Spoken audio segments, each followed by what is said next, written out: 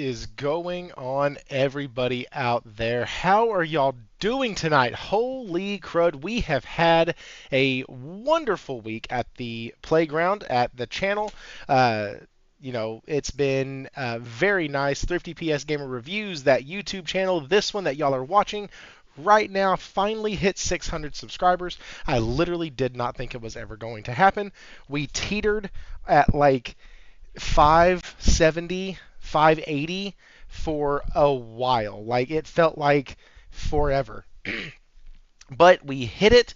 It is there. A lot of that is due to y'all. Thank y'all for each one who is in the Discord, who pushes the videos, who comes by, leaves a comment and a like. Super appreciative. Thank you, thank you, thank you so much for that. And it's actually kind of fitting. I hadn't hit 600 subscribers when I had asked our guest to be on for tonight.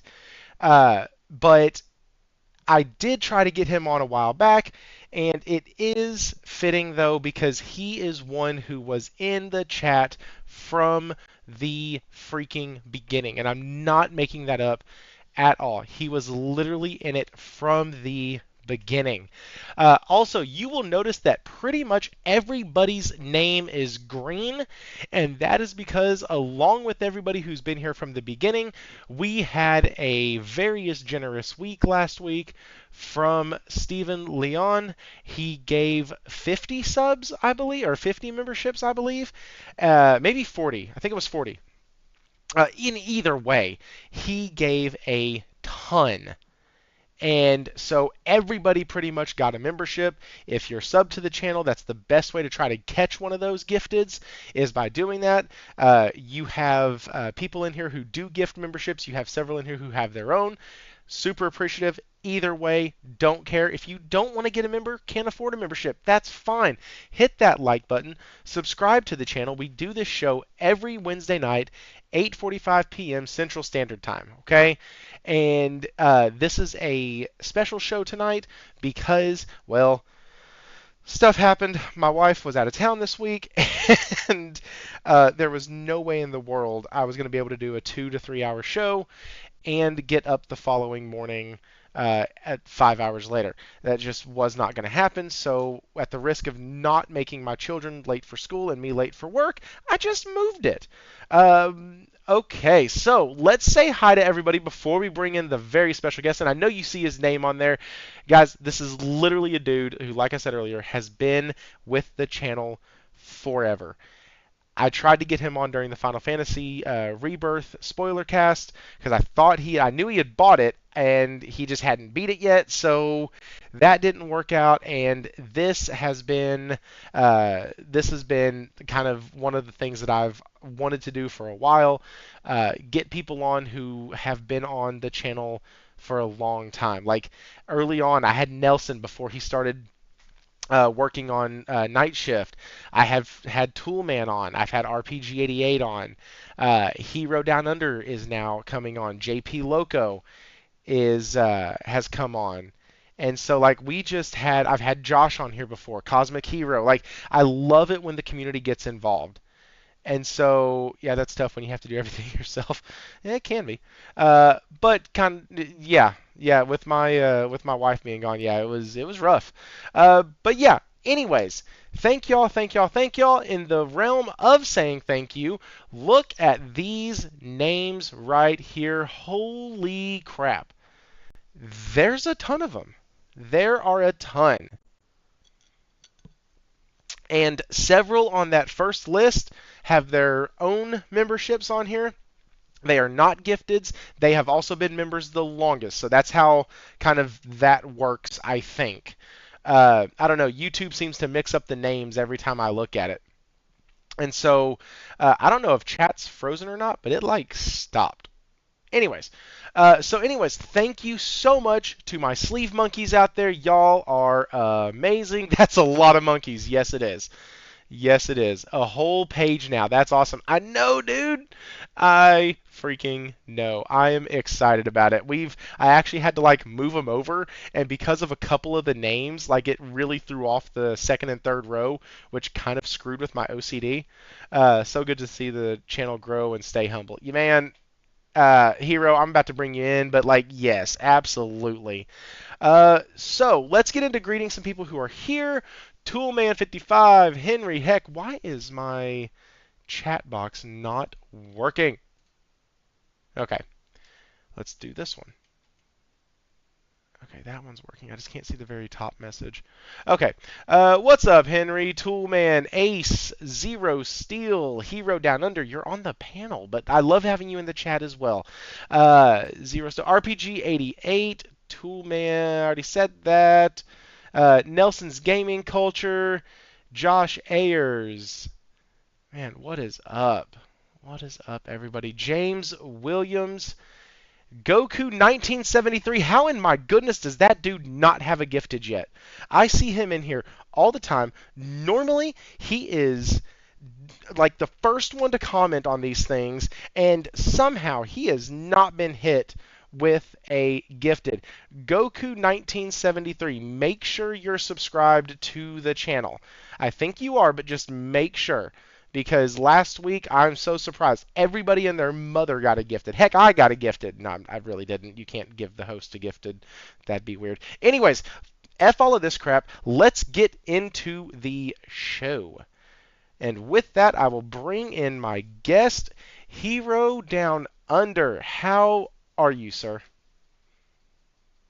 I thought you were going to say, "How in the hell are you?" But that works. That's fine. Do you want me Keep it to? polite. That's what I've done for other people, so I can. I can. So, hang on, guys. We're gonna cut. Okay, take two. You, you good. Yeah, we're gonna go ahead and do take two, so we can do this properly. Whoa, Josh is a member for 5 months. 5 months. Damn, we will be at 12 months in no time. Yes, we will. Thank you so much, guys. Y'all, some of y'all have not done any of your anniversary ones. Y'all have anniversary things that y'all can do that don't cost any extra money, anything like that. It literally is just part of being a member for some months in a row. So y'all can do that just like Josh did. And so with that, take two here. Hero, how in the hell are you, sir? Well, I'm not in hell, but I'm very well. is I'm doing very well. I'm doing. is that why you wanted I me to moved say into that? Is that my. for that joke? Is that why you wanted me to Yeah, say that's that? what they used to. I can rebuke you, But it's good. I'm doing well. I hope there's no echo. There is not. I'm You in sound my good. new house. Just moved on Tuesday. Yeah, moving on Tuesday. Set up everything. I have a great studio office and a good wife who reminded me, bro, you're about to be late for your podcast. I was like, whoa, I can't believe she reminded me. That's because not like I forgot, but my wife reminded me to be on the podcast. That's weird. So I'm good. The family's good. I've not been feeling well this week. It's been a hectic week, but apart from that, life has been a blessing. Has been a blessing. So it's all good. I'm happy to be here. I'm humbled to be here. I'm excited for you to be here. I'm literally, man, I remember so many times in the because I can't remember. Did you see me as a guest on Jez, or did you see me as a guest on the Saltiest Gaming podcast? It was saltiest. It was saltiest gaming podcast. It was I didn't even Salties. know jazz until you started talking about you. I didn't really care for jazz until you started talking about jazz. That was a funny thing. So it was salty. I used to follow salty quite well. Then I saw you once. So like interesting guy. Then you started your pod with With Church Church. Keys, who I Yeah. liked immediately. I never met the guy, but we had some chats on occasion, and I still miss him. Someone I never met, but had a strong impact. Is you you've been able to bring such sane people together, sane adults in gaming together, and I'm very very happy that this playground is a playground for people. It's a playground for adults. We don't bullshit, and it's a magnet that you have. I think it's an ability that you've been given, and I'm happy that you've used it well. That's why I keep saying stay humble. You are likely to grow. This podcast is likely to continue to grow because there's no bullshit. We have people like Warawana here who is a zero bullshit guy as well, who I respect. So, Dude, I, you know, I can't tell you how many I just really times like this. I can't tell you how many times Warawana says something in the Discord, and I private message him and go, "Dude, are you pissed? Like, what is just like, are you okay? Are we?" And he's like, "Yeah, no," He's and a that's just because he's no bullshit though. Like he doesn't mix his words. He doesn't. He doesn't do anything like that. He's just and what I like about y'all is a lot of guys who are from Australia act like that. Like that whole culture is like, listen, you're being a fucktard, but if you that's what you want to do, do it. I'm just going to say that you're doing it, but you live your life how you. And I'm like, how are y'all? How are y'all understanding and inclusive and son of a gun, complimenting people while also like if you listen, you're actually cutting them down and saying how stupid and how much of a dipstick they are. And I'm like, that's like a art that Australians have, and I notice it from each one of y'all. Like that's like y'all are all pretty good at that. Yeah, yeah. You pick it up as a migrant. So I'm a migrant, obviously, but I've been living in this country for 8 years now, and I picked it up very, very quickly. You pick it up, and you don't know when you start adapting and assimilating like the bug. You become one of them, and it's just the way we are. I think generally most Australians or people have accepted Australia as their own. Most of us are zero bullshits people. We just like to say things the way they are and walk away. Don't get offended. Just accept the facts. That's just the way we are. It's why we look at Americans in a very funny way. Really, like you guys are accepting a lot of shit that you shouldn't be accepting. So, but let's not get We political. don't Let's have a not choice. get That's all I'm gonna say is we don't have a choice. And it's depressing. Retro the Family Man Gamer. What is up, dude? Holy crap. Man, see what happens. This is great about what happens when I do it on Saturday, because a lot of guys overseas who listen to me afterwards in the England area, they can then listen to me now. And I forgive me if I said England and it's not England or anything like that, but like, my bad. Okay, so Hero, one of the things I always like yeah. to ask guests, and I had to make sure because Wara just said, sorry, I'm at work. How is everyone? Wara, that is no excuse. It is Sunday. Why are you at work on a Sunday? Oh, wait, hang on. Never mind. I'm in the U.S. That's not as much of a faux pas overseas, I guess. Uh, yeah, because for us, like, Sunday is church day, but that's not even for everybody, anyways. Uh, anyways, so Hero, you know I like doing one thing every time I have somebody on, and whoever's when they're new, they get to answer this question. So, what made you what turned gaming from like a hobby to a passion, to a oh my goodness, okay. So yeah, this is not something I just like doing. This is something that come rain or hail or sleet or snow, I am going to be doing this, and I'm probably going to be doing it for a long time. Like, was there a game? Was there a console? Kind of what changed for you? I think it was Contra. I On the think it was Super Contra Nintendo? back. No, I didn't have the Super Nintendo, so I had the Famicom. Oh, same thing, but that When I was a Contra? kid, yeah, yeah, Contra. So when I was a kid, that's my dad. I think this was in 89 or 90 for Super Nintendo. And I was so angry when the man bought me a console I'd never heard about before, but it had the Nintendo name on it as well. Like, what the heck is this? It looks ugly. It's not the one the cool kids at school have. I didn't appreciate it enough, but anyway, but there were so many games I had on that system, but Contra was the one game that really, really resonated with me. I never finished more than two levels of that game, but I kept playing it over and over and over and over. And prior to that, I was playing on the PC, Prince of Persia and other strategy games and stuff like that on the PC prior. But Contra was so graphically enhanced, and so the audio design was so good. I think that was the one game that really turned me into a proper gamer. And ever since then, I just kept playing more platform-centric shooter games for so many years until at some point I fell into the love non-soccer supporting family.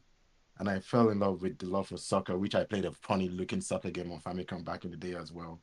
But Pro Evolution Soccer was probably the one game after Contra that I played consistently for so many years.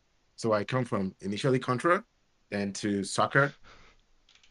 I said it like an American. Then to soccer. Then eventually, I kind of like fell into by accident into games, more strategy games on the PC, like Commandos, Command and I think what Command and Conquer was Oh, also one of wait, those you're a games. That PC gamer? old No, game. I'm just kidding. Go ahead. I would not. Yeah, that's yeah. But basically, I am not a PC gamer, but I had my start as a PC gamer. I've played PC centric games, but right now I think I've gone past that level. So action games is my genre. I know that for certain. Action games, my genre. So story driven action games is what I'm really loving. I can't remember the one game in the modern era that actually I don't want to mention The Last of Us because that was one. But I think Splinter Cell, it was the original Splinter Cell that really changed it for me. If I should look at how I started with Contra, I never liked Metal Gear because I never had the games, right? They were like movies. They were too movie centric to me. I just didn't get them too many cutscenes and all of that because I didn't have the game. I saw it at a friend's house. But the moment I saw Splinter Cell when it came to the PS2, I think was it PS2 or PS3? I can't remember which one it was. Or PS2. That was my first console I bought my own money. When it came to, I think it was PS2. I loved Splinter Cell anyway, and that was the one thing that really turned me into a proper gamer. I think that was the one because story-driven action games. I think that was the one. think that was what kind of I've that shortened that as Splinter much as I Cell could. game kind of set you on that motion, which is crazy because those games were ones that I don't like those games. I've never liked them, and people call me crazy, and I probably am. But like they've just never You are. been. I know. And what was the other one around that time?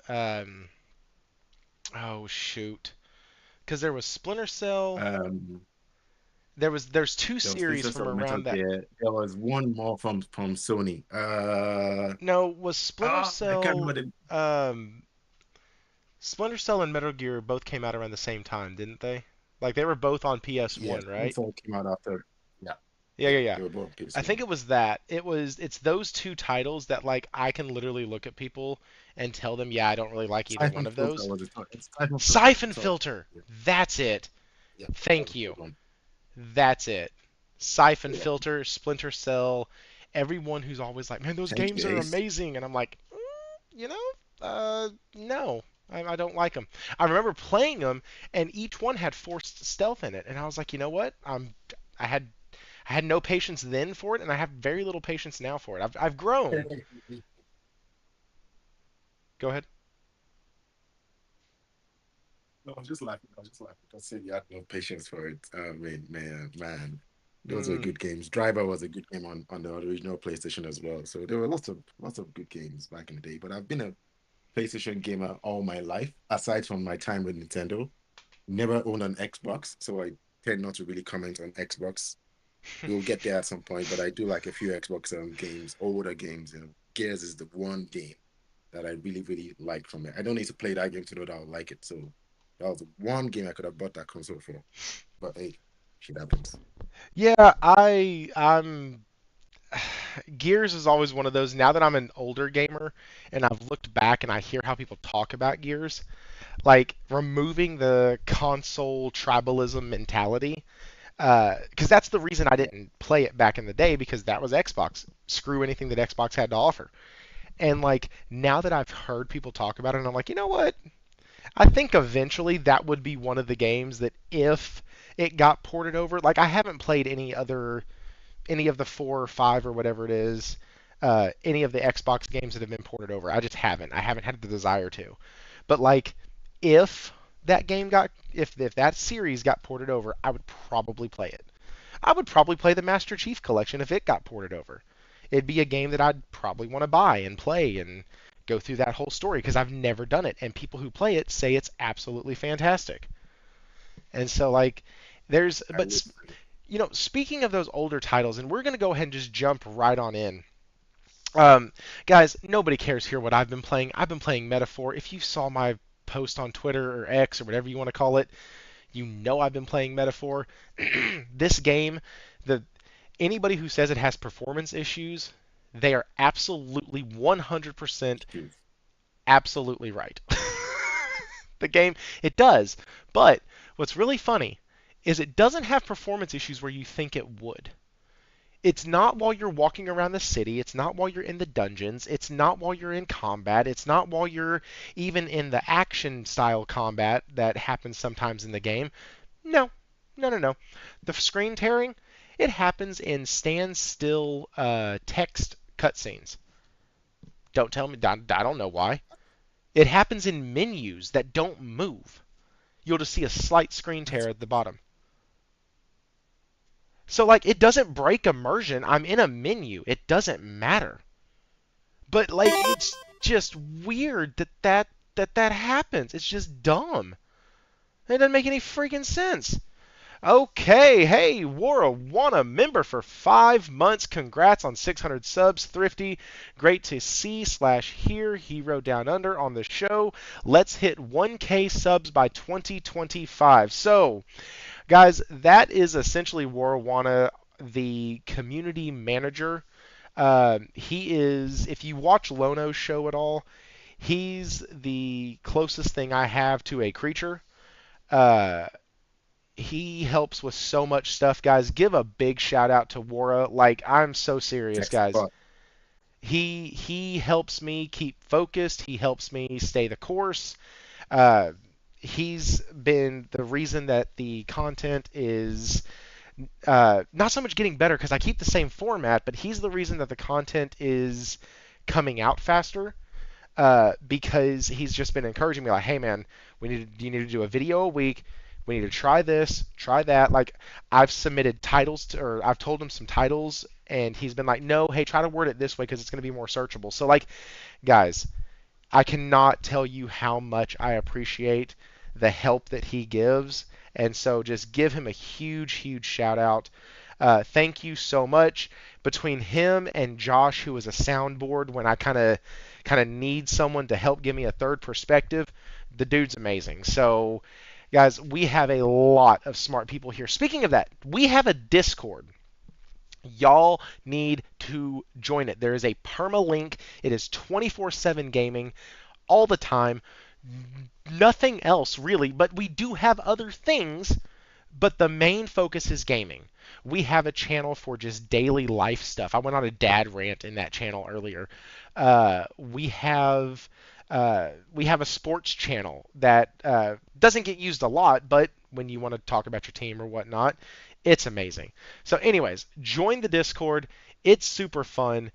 And so back to what I was saying about Metaphor. Metaphor is absolutely a fantastic game, and this year we have seen Final Fantasy VII Rebirth. We've seen Metaphor ReFantazio, and then we saw Claire. What is that last name? Claire Obscur Expedition 33. And people are clamoring over this game. And it has turn-based combat. And it's turn-based. It's Final Fantasy X turn-based.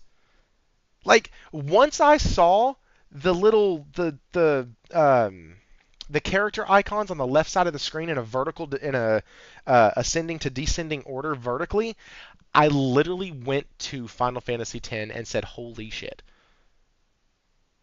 And then I saw the way it looks, and I'm like, "Oh my gosh, this looks fantastic." Let's hope it plays fantastic. And so this is what I'm talking about though. People love, or let me rephrase that. These type of games are starting to make a comeback, which is really really encouraging. And so we're going to talk about this real quick. Let me pull it up. I am excited about this. I am going to bring up something. Nate from over at the Otter Player podcast put something in the Discord the other day, and he said it's really kind of frustrating to see people who are kind of jumping on this bandwagon of JRPGs and turn-based gaming and acting like they've been here forever, but like they're doing it in such a way that makes it seem like they have a leg in this fight. And Nate was even nice about it. He goes, "Listen, we're happy you're here. We're please enjoy the game, love the game, talk about the game, but like don't act like you've been here the whole time. Just enjoy. Have a good time with it." And so there's a both and here that I kind of want to explore. But here's the article. It is from Push Square. Let me find it. This shouldn't be hard. I do it every week. There it is. Okay, so Expedition 33 dev confirms $50 price is correct. 30 plus hours of main game.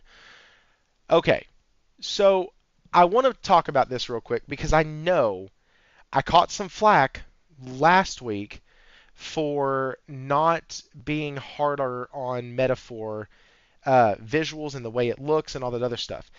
It is 100 or it's an 80 to 120 hour experience. Okay. I also didn't see metaphor putting forward realistic artwork and realistic graphics and hey, this is what we're trying to hit. So now this game, Expedition 33, $50, 30 plus hours of content, not 100, so it's a smaller game. Not 80. Sorry, the main story in Metaphor takes an average of 80 hours. So it's a considerably smaller main game. It's a lower price by $20, but the studio is putting forward these graphics. So, because that's what they're putting forward, that is now what I will judge the graphics and the gameplay on. Or not the the graphics and the performance. I hope that makes sense to everybody. If not, I'm sure I'll see y'all in the comments. People going, well, you said last time that it was this because of that. Yeah, I get it, but different studios have different standards. We've all said that before. So, with that disclaimer, let's go ahead and dive in to Expedition 33. First, I want to show a freaking clip of this. So, let me do this real quick. Oh, whoops. That's the editing of the playground. My bad. I just go over here. Let me show this real quick. I thought the article had it in it, but it does not, because why would it?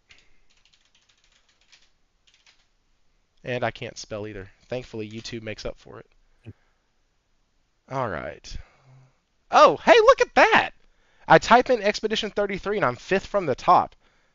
That's fantastic, guys. That's awesome. I don't know why we only have 8 folks in here, but that's cool. Okay, Expedition 33 official trailer 3 days ago. Here we go.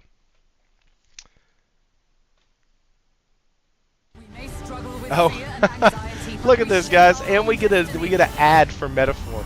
That's awesome. That's great.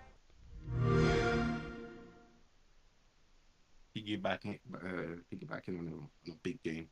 That's right. Yeah. Do you know what it means to disappear into nothingness? Their memories, their dreams, their love for each other.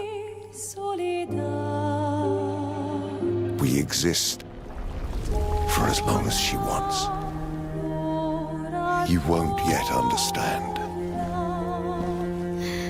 But this is a kindness, not a cruelty. The plan doesn't change. We keep heading north. We aim for the monolith. I am not letting my El die out here. I've been having nightmares.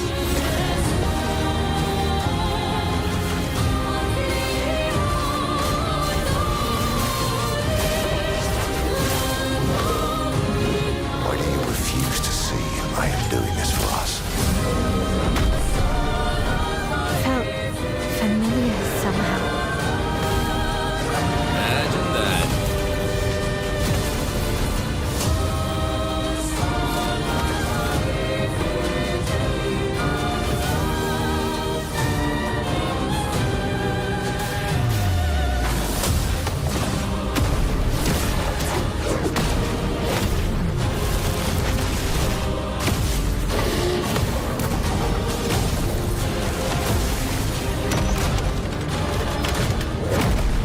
May everything be decided Before their very eyes between the bars, of that prison, in the shadow. That's funny. of the monolith.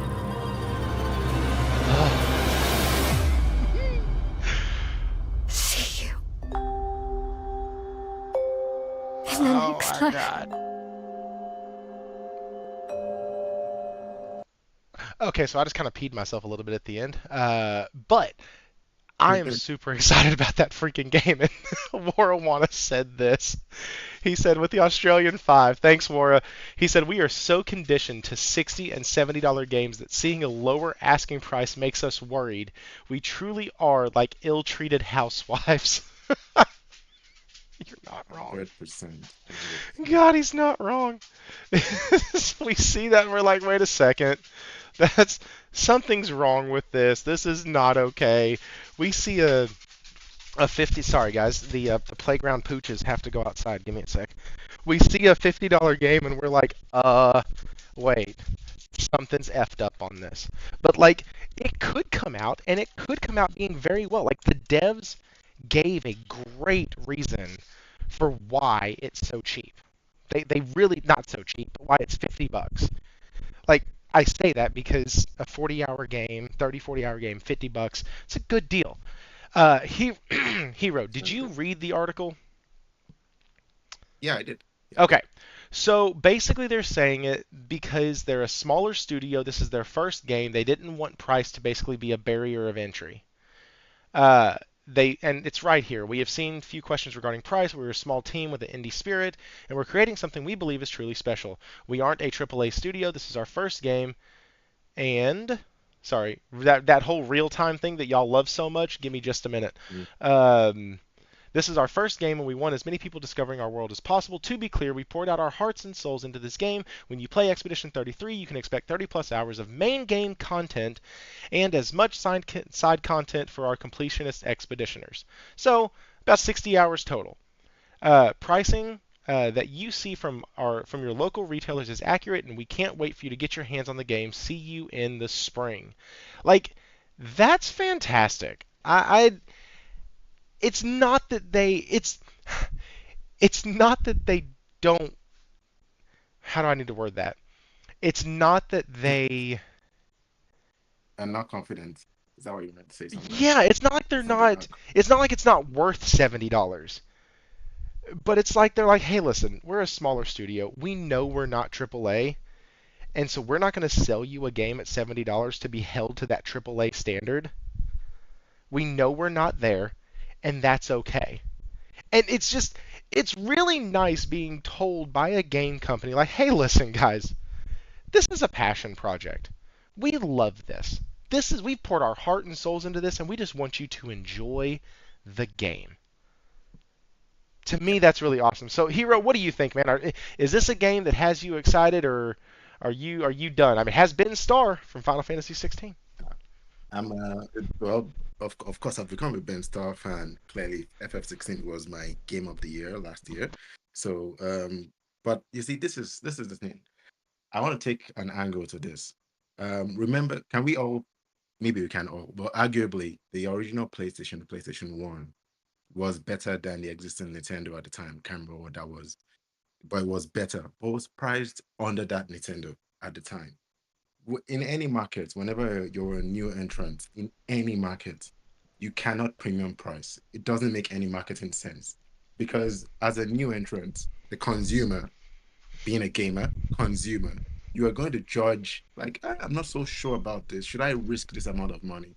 Basically, for them to have so many hours of gameplay and such home representation, such high quality production, to actually have a turn-based game that is turning people that are not natural turn-based games people to be interested in playing that, the best way they can actually win is to underprice. What they're doing is underpricing in terms of amount of profitability. But let's not make any mistake. $40 game, a game like Spider-Man 2, if it was sold for $40 and sold the same amount of copies I sold right now, we really have made a lot of profit already. So we're conditioned by the bigger AAA games to accept a higher pricing for them. GTA is going to come out with $100 or more, likely, and everyone's going to say, yeah, it's Rockstar, it's fine. It's just because they're a new studio.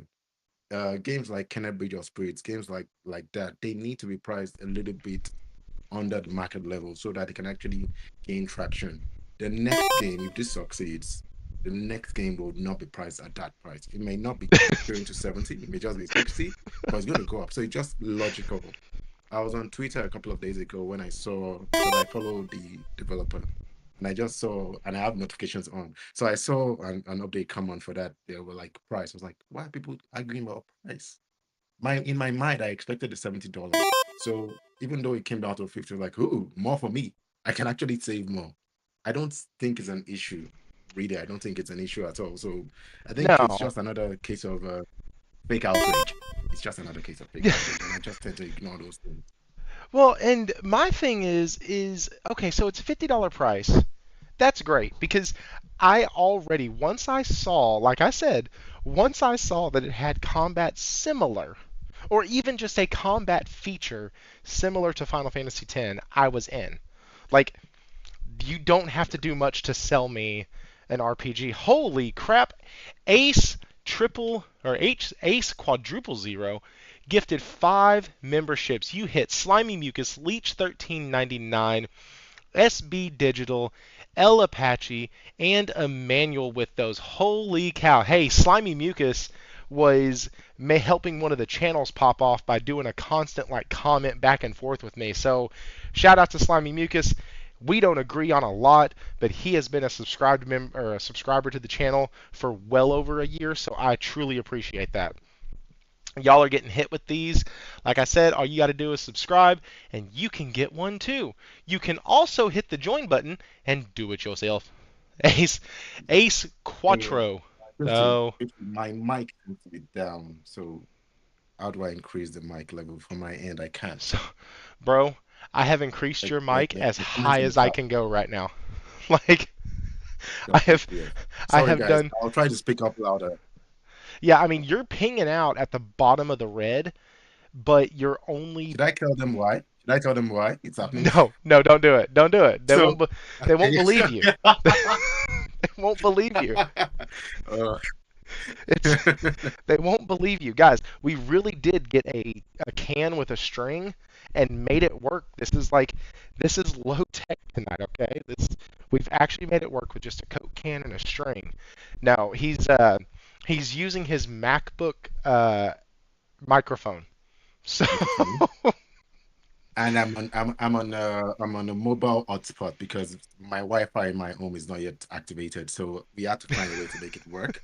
So this is just 5G mobile data right now from yeah. Australia, which is So great. So I'm sorry. I'm just going to try to speak up louder. yeah, y'all got to think this. Oh, holy crap! Wait a second. Fornatron, Hero Down Under. Oh, well, Fornatron, good to see you. Now, see, that's somebody who I have been trying to bait with every single piece of fish and morsel of cracker to get on here, and I just can't get him on here. Maybe I'll try a piece of cheese next time, put it in a mousetrap, see if he wants it. Or I know, I'll build a bonfire, so because he likes those Souls games, so I'll build a bonfire, and that bonfire will be at an obscure location where they put Dollar Generals, and it'll just be out in the middle of nowhere. And then eventually he'll just come straight to the bonfire, and I'll capture him there. That's what I'll do. Just kidding, man. Hey, I appreciate you showing up, Forna. I really do. That gives both of the BGR podcast crew in the chat tonight. Shout out to those guys. They are fantastic. Guys, I can't wait for this game. There's not enough I can say about it, but we've beat this horse long enough. Time to exit this thing out. JRPGs, turn-based combat, I think are making a comeback, and we'll see what happens. I can't wait for all these fools who were like, "Oh, I hate those games," to all be playing this game when it comes out for $50, and then their reasoning is gonna be because you and your audience do not want me here. Yeah. So, oh, he said plug in some headphones. That's actually a good idea. Like, if you have some headphones, you can just plug them in to the 3.5 millimeter jack, and it'll sound way better. Completely forgot about that. Yeah, I'm gonna do the Steel series now. I was like, dude, because I did my Steel series for the longest. That's what I use when I do this, is my Steel series. And when I did it on the PlayStation, I had to do it plugged in because the Bluetooth on the PlayStation is awful when you do streaming. So yeah, just do that, and I'm probably gonna have to lower your volume down. Is it better now? No. Yeah. WTF. No, actually, it's a little quieter. And I have you pegged I can. all the way. Ah, shit. Oh, man. I wish we had done this test with the 3.5 mm jack. Ah, god damn it. So I'm still low. I'm even lower, right? I guess. You're a little lower, yeah. But anyways, it's fine. I can hear you. It's just I had the volume cranked to hear Hero and then Thrifty reviews. Notification went on and blew the glass in my room. I'm so sorry. I'm so sorry. Let me do this. Let me turn down the alert box. There. I'm gonna turn down the alert box.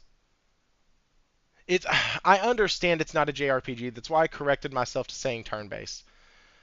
Because it's not a JRPG, but I do feel like these are making a comeback. So that is now done in the books. On to the next topic. Spider-Man 2 cancels the DLC. Guys, talk about some fake outrage. Lord Jesus. Okay, let's go. We're going to read this. It's from Game Rant. It's about Spider-Man 2. Insomniac has confirmed that there are no plans to support Marvel's Spider-Man 2 with additional story DLC. This update disheartened several fans who were patiently waiting for the story expansions, and now it seems Insomniac may tie up Spider-Man 2's narrative loose ends in either a sequel or a rumored Venom spinoff. The Venom spinoff was supposed to be Venom DLC. That was that was that that was the fucking DLC. Right there. Right there. Guys, if you can see me, I'm highlighting this on the screen for you to read. The rumored Venom spinoff. It was a rumored spinoff DLC. It was not a spinoff. It was a rumored DLC. I think it got too big. Yes, spiritual JRPG. There you go. I think it got too big. And so they had to turn it into a game. That's my thought. You can call me a coper. You can call me a Sony pony. I don't care. It doesn't hurt my feelings. Oh, so same as Uncharted Lost Legacy. Same time as what? Same as Uncharted Lost Legacy. The same thing that happened with that game as well. Kind DLC of, yeah. turns to a full game. Kind of. I do not know why I can't hear you now. Hang on. WTF. Okay. I Fix don't that. know. Mute soundboard. Nope. Don't do that. Don't do that. You should be able to hear me now. Holy crud. Where? Hello. Yep. Oh. Okay, I'm gonna turn you back down now. Holy shit balls. All right, talk. Say Okay, something. sorry. Yeah, I'm saying something. Something. Oh, this is perfect. Okay, Something. great. All right, guys, y'all should be able to hear. Somebody said, "Hey, he's louder now." No shit. Sorry about that. So the Steel series is the solution, and I This- just increased the volume of the Steel series on the system. So Listen, yep, bro, the Steel that's series the is solution. always the solution. Guys, I am telling you, I know that I bought mine on like super deep sale because the same pair that I got for 120 or 130 bucks, I think, is now still like 179, $180, and I got mine. Oh shit, like a year and a half ago, a year and a few months ago. So, anyways, we got Josh. I thought you could hear him just fine. Yes, he said he could hear him fine. But anyways, I'll let y'all discuss that in the chat. Okay, so the rumored Venom spinoff. Once again, you can call me a pony. You can call me whatever the heck you want. I don't care. It makes logical sense to think, yes, we had this DLC in the works. The DLC got too big, got too expansive, or the budget got too much, and now we have to turn it into a real like $50, $60 game. We just got done talking about how we like the game coming out at 50 bucks. I brought up Miles Morales, and if I didn't, I freaking meant to. Like, Miles Morales, great idea of a game. Amazing. 20 hours, get in, get out, pay you 50 bucks, and move on with my life. Fantastic. And it gives me something to play to keep the content coming, to keep me engaging with that franchise. I was talking to somebody earlier about like the Banjo-Kazooie stuff that was brought up in our Discord today about how the head of the studio came out and said he can't really see gamers really wanting a Banjo-Kazooie game or something to that effect. And he's right. Like, there has been nothing of recent memory that keeps us connected with a lot of those older franchises. And so you'll have people come out who go, "Oh, I want this done. I want that done. I want this done. I'd love to see this game redone." But there's nothing tying the general audience to those franchises. There's nothing like a Diablo Immortal to at least give you something to like latch onto from that IP. There's nothing like Ever Crisis or First Soldier to keep you invested in that IP. So over time, out of sight, out of mind. That's why, as much as I want an Infamous game, I'm probably not going to get it. And that's okay. But that's also why I think doing stuff like this, keeping the IP in front of the gamer at once every 2 to 3 years, is an amazing way to keep a franchise living and breathing and not just make it to where you get lost in so many other good franchises coming out. Think about it, guys. We just got Metaphor added as a franchise under Atlas. So now they have SMT, they Great. have Persona, and they have Metaphor. Like, other companies are giving out other IP. And so if you want folks to stay invested in yours that's been established and not branch off to something new, you need to keep giving them stuff. That's one of the things that DLC does really well. But a lot of these movie games, when they get expanded into, like when these budgets go higher, when these stories get deeper, when the gameplay goes longer. Assassin's Creed Mirage was supposed to be a DLC for Valhalla. It got too damn big and they said, "Oh, hey, we can't do that. Let's make it its own game." Cool. They did. They probably sold it and they probably sold it for more than they would have sold the DLC for, which helped them recoup their money, and it gave somebody like me a 30, 40, 50 hour experience in an Assassin's Creed game. Love it. Everybody won. And so there's this whole thing, "Oh, it's going to PC. I can't believe it." Yes, a year and 3 months later, it's going to PC. 2 months later. Cool. I don't care. I I played it. I beat it. I fucking platinumed it. I don't give a shit. Like, it can go wherever the hell it needs to go. Because it was mine. Like, Hero, on day one. go ahead. Yeah, on day one, it was mine. Uh, So, yeah. go ahead. Um, What do you think? What do you think it's all Spider-Man, fake Spider-Man outrage? 2, it's not fake outrage actually. There's a little bit of Okay. justification, Okay. just a little bit of I, justification. hey, listen, I'm Right. interested in being wrong. No, you're not actually wrong. That's why I said it's a little bit. It's a For little me, bit. Spider-Man 2 is it's very special. I had pre-ordered that game before it came out, like maybe 2 months before it came out, whatever, digitally. Because at the time I was on a digital PS5. And my mom passed away on October 14th, which is just a year ago, October 14th. So the game came out and I was obviously sad. Um, I played that game to overcome, not just for the fun of the game, but to kind of like take away the grief Hmm. and use that as my alcohol, my drugs. And it was really, really special to me, especially the Howard mission where I had to take the pigeons. No spoilers for anyone who hasn't actually played it, but that game was really touching. And anytime I think about Spider-Man 2, I think about my mom. But I don't own the franchise. I don't own the game. It doesn't belong to me. The thing why I said there's a little bit of maybe a little bit of justification for the outrage, it's not all fake, is because some console gamers and myself to an extent are a little bit concerned that it's been too early going to PC and too early in terms of it's just been slightly over a year. Why can't PC gamers get to wait a little bit longer? But the justification in there is also been selfish. Should we put it that way? Because to be honest, we all want, and when I say all, I'm not speaking for everyone, majority probably want to experience some PC games. There are PC games I would like to play that don't exist on the console. I can't think of them off the top of my head right now, but they are.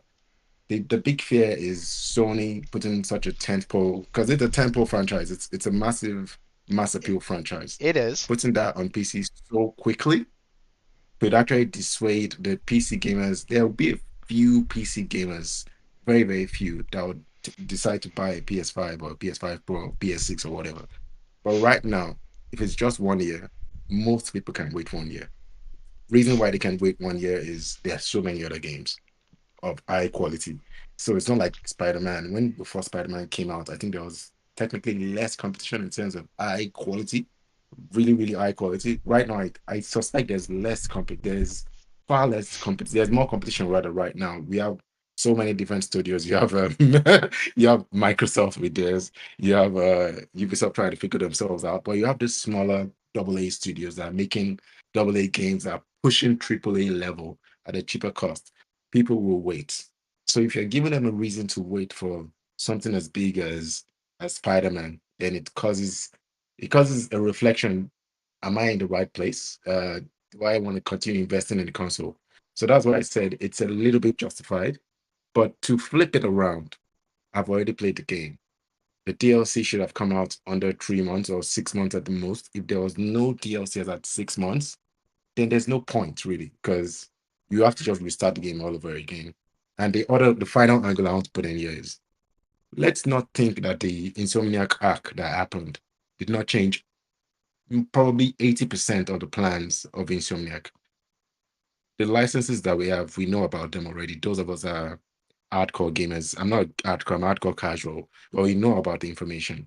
The truth of the matter, in my opinion, is if it was my business and I was hacked and information got out, I will shuffle things around.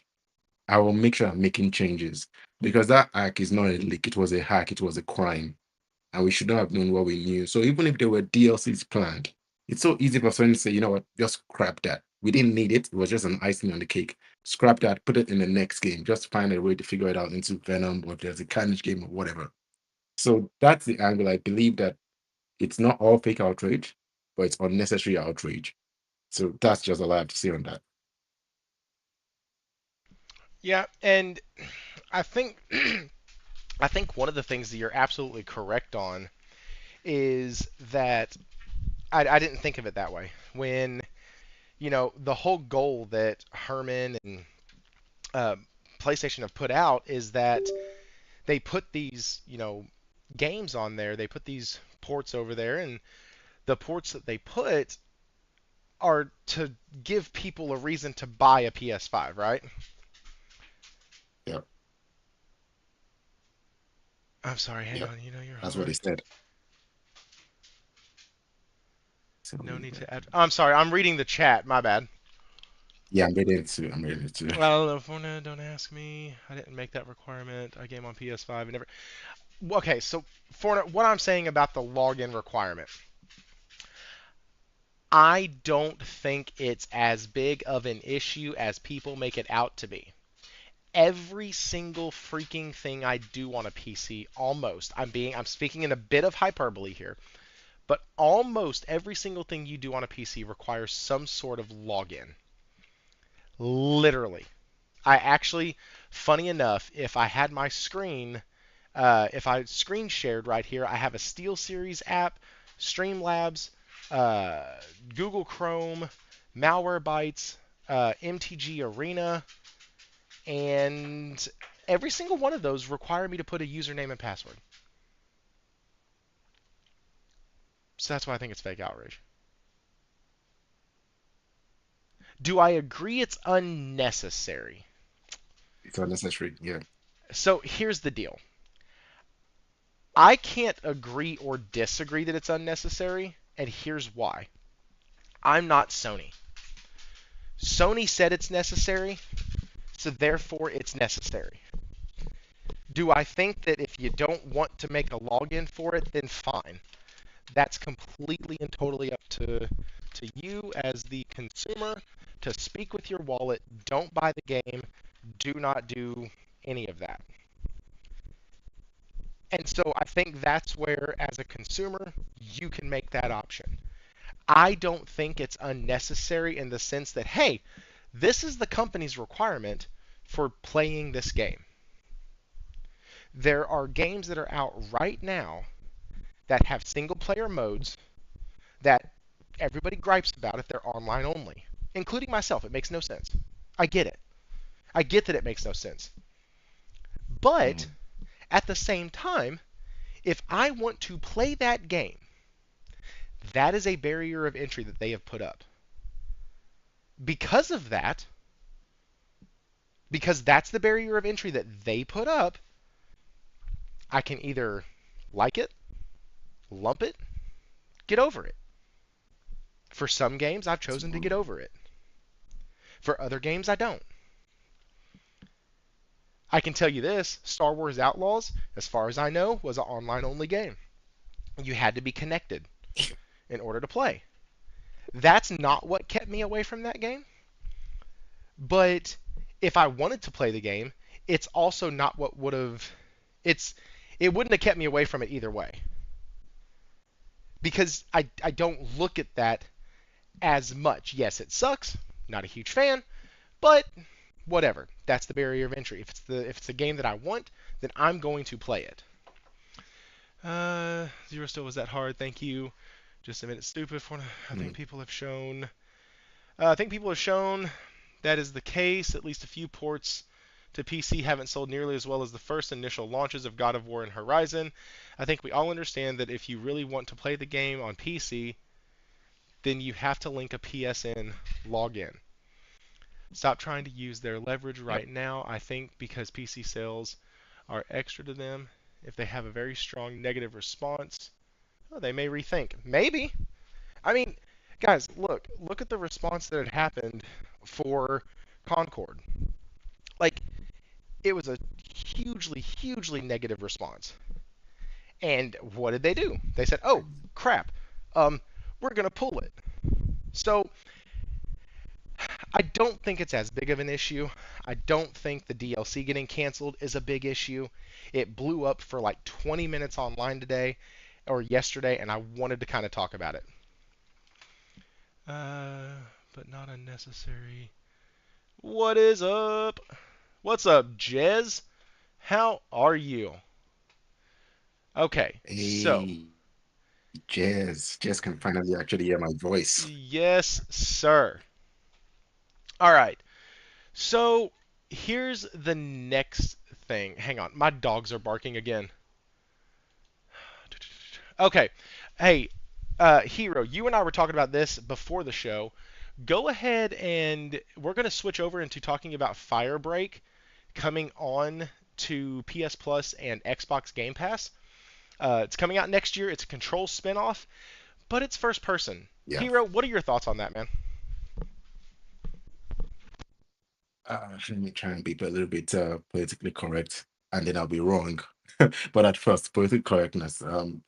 Ordinarily, there's nothing wrong in first-person shooter or first-person games. Ordinarily, the problem lies in when you're playing something like, I'll come back to this, but when you're playing something like Horizon Zero Dawn, Horizon Forbidden West, and next game comes out, it's first-person. Like, what the fuck? Do you understand what I'm saying? Like, what the Facts. fuck? The one view, M would agree with this because M agrees with this. Emmanuel agrees with this. The fact of the matter is that the best view for everyone, I mean, every human being on the face of the planet, is third person. It accommodates every single user. First person, I have vertigo, is one of the reasons I don't really play first person games. I try them, I enjoy them for a limited time, but I don't really like them. I understand they're supposed to help immersion, but for me, they do not. They destroy immersion. So Control had a limited level of success and a lot of popularity as a third-person game. You could actually see the destructiveness all around you. You could actually visualize the enemies when they're actually attacking you and making all those very interesting moves left, right, and when you're attacking, you can see all of that. You live in the world not because it's your view, but because you start to run with the character. It's not because of first-person view. My issue is you have a franchise, or let's put it, a series of franchises all connected now in third person. And I know it's limited level of success, but a high level of popularity. They have an identity. Suddenly you're switching within this universe. This is not like a Killzone to Horizon. Within the same universe, you're switching. It doesn't matter if it's multiplayer or single player, but you're switching to first person. Already, you've told at least 50%, if not more, of your current users that it's not for them. The one reason why I didn't buy Concord was not because I knew it was going to fail, was because it was first person and I enjoyed the beta of Concord. but I didn't buy it because like I'm not really going to play this. It's first person. I don't want to flush my money down for first person.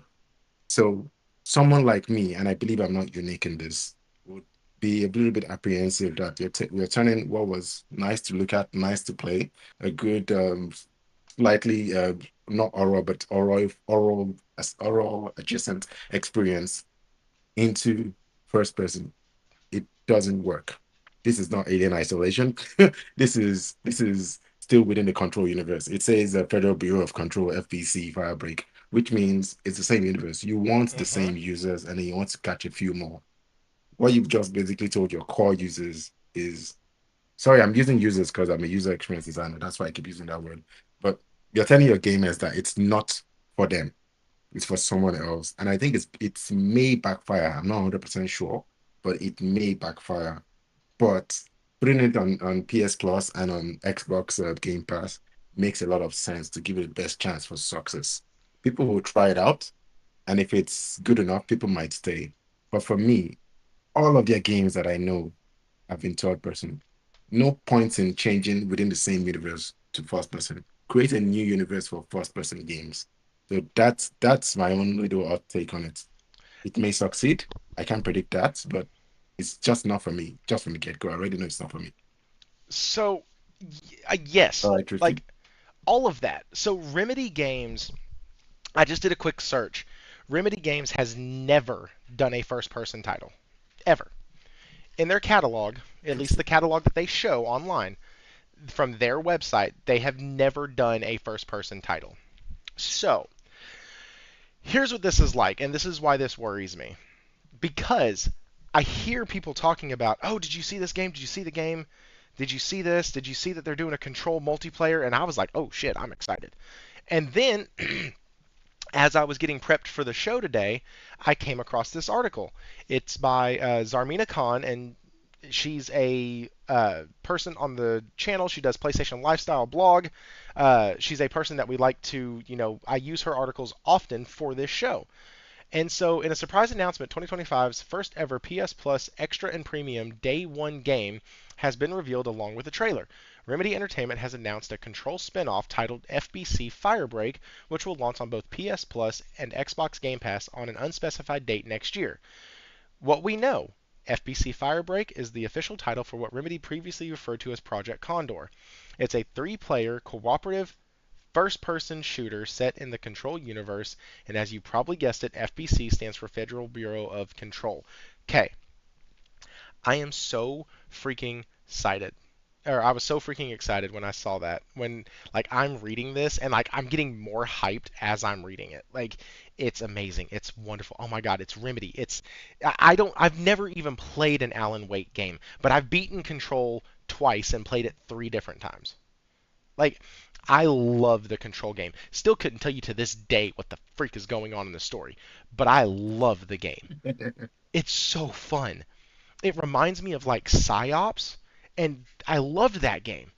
And so like as soon as I played it, I'm like, oh man, I have this gun that like can transform. That's nuts. Who is this director? Why am I the director? Wait, what is that? Like the whole time I'm playing it, I'm asking what in the hell is going on. Oh, And no. that continues throughout the entire story. So I'm like hooked. I play it again when the Ultimate Edition comes out, and I played it with all the mods. Like I couldn't get killed. It was amazing. It was awesome.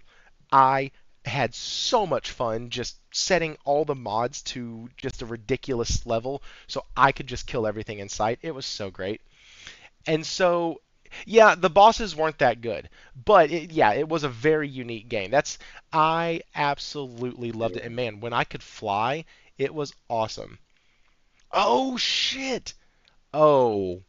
Okay, see now I am worried. So Jez at the Gaming Grindhouse, shout out to Jez, he's in the chat. He actually did a special show last night. I think it was last night.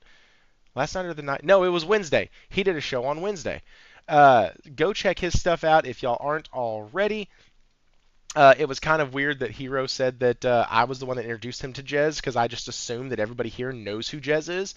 So if you don't, he's at the Gaming Grindhouse, Jez7780, GMG, go check him out. But he says Remedy made another first-person Xbox exclusive, Crossfire X. Now I'm worried. Oh, Now I'm oof. worried. Like, now, Completely forgot about that because that complete. game apparently was so bad that even Remedy themselves have erased it from their own history. Well, Like wow, you know what's really funny? Uh, Let me do this again. Let me look. Like, I looked at the list on Remedy Entertainment's website, and I didn't even register that Crossfire X was on here. Where was it? Death Rally, Max let Payne me go 2, back. Alan Wake American Nightmare, Quantum Break, Control. Oh shit, right there. Alan Wake Remastered, Alan Wake 2, Crossfire X. Whoa. Okay, that's interesting. All right. Groot, I'm not letting you outside. My pooch is going nuts. I don't know what's his Let's problem. Crossfire X. I can't believe they did that. Okay, so does that inform, like, There it is. There it does is. that make you more worried now for the game? Like, because that makes me more worried. Because I was Ah, sitting here like, okay, well, think about it this way. The last time we saw a studio or that I can remember, we saw a studio go from first to third. I'm sorry, from third to first was, oh, what's the name of the studio? Uh, Shoot, they just did it. The that's game came out. It first. was a nightmare. It was in shambles. Couldn't be played. Refunded, delisted, not Concord. It was a long time ago. It was at the beginning of the generation. Shit, they did an anime for it. Why am I blanking? Um, they just released a big, huge DLC. What is the name? Hmm. I'm looking at the chat to see if anyone. Josh, I need Josh. What's Smilegate. the No, not Smilegate. What Smilegate? That was the name of the studio that did the Sweet kid. multiplayer for Crossfire. They've already mentioned that. What the hell was the name? It was a studio. The fuck me. The Witcher. Not that's Yeah, not the name of the indeed. studio. Cyberpunk. They did CD Cyberpunk. Projekt Red. CD Oh, Project Red. Cyberpunk. Jesus Oh yeah, yeah. God. Christ. Oh my goodness Oh gracious. yeah, Okay. Lord it help me. makes sense. CD Project Red. They went from third person to first person. Guys, I don't have to tell you how that game came out. Mhm. I don't. And it came out on multiple platforms as well at the same hmm time. hmm And they got delisted. So knowing that they've already screwed up first person once, like, and I understand that it was mainly the multiplayer that was shit. I get that, but like, they haven't had a home run in the first person realm. I don't know. It is going to be interesting. I'm not going to play it because I hate first person games. Now, I will say, out of all the first person shooters, this has the closest ability of pulling me in because I love the Control Mm, universe. Control.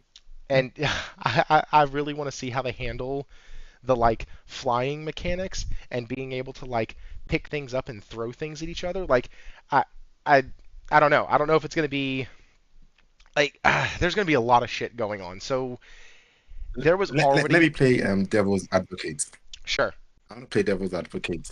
Um, so they're going first person because I want to use one of my favorite franchises, Horizon, as an example. If Horizon were to create a multiplayer first person shooter game, I would expect that to be set in the time before the downfall of man, when the AI started going rogue, right? When it was all basically military against AI. And that would pull me in, to be honest. Now that I'm thinking about it, so that's devil's advocate. That will pull me in because it's from a different angle. It's not Aloy against robot dinosaurs. It's completely different kind of machines against actual soldiers, basically. That would pull me in. I would believe in that kind of pivot. That would work. I think so. So devil's advocate in this instance as well. I don't like first person games mainly because of my health issues. That's the main reason for me. Second reason is I just believe third person is so much better because human beings see in first person, we experience other people's lives in first person. We see them in their third person view, and that's the way I want to see my games personally.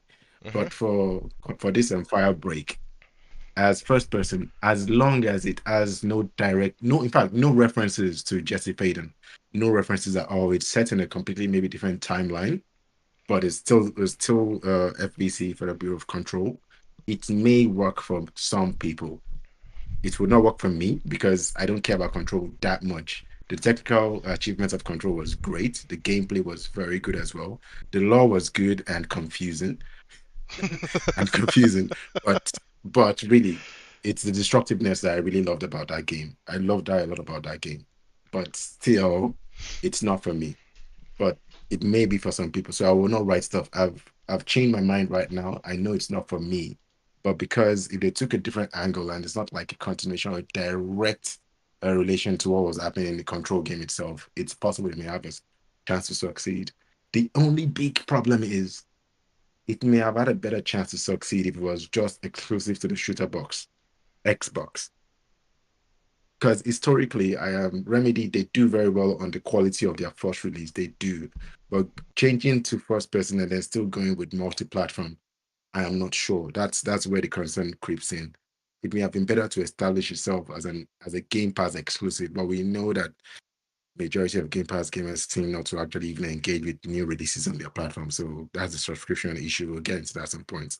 Let me not digress, but it may succeed if it's different. If it's different, it may succeed.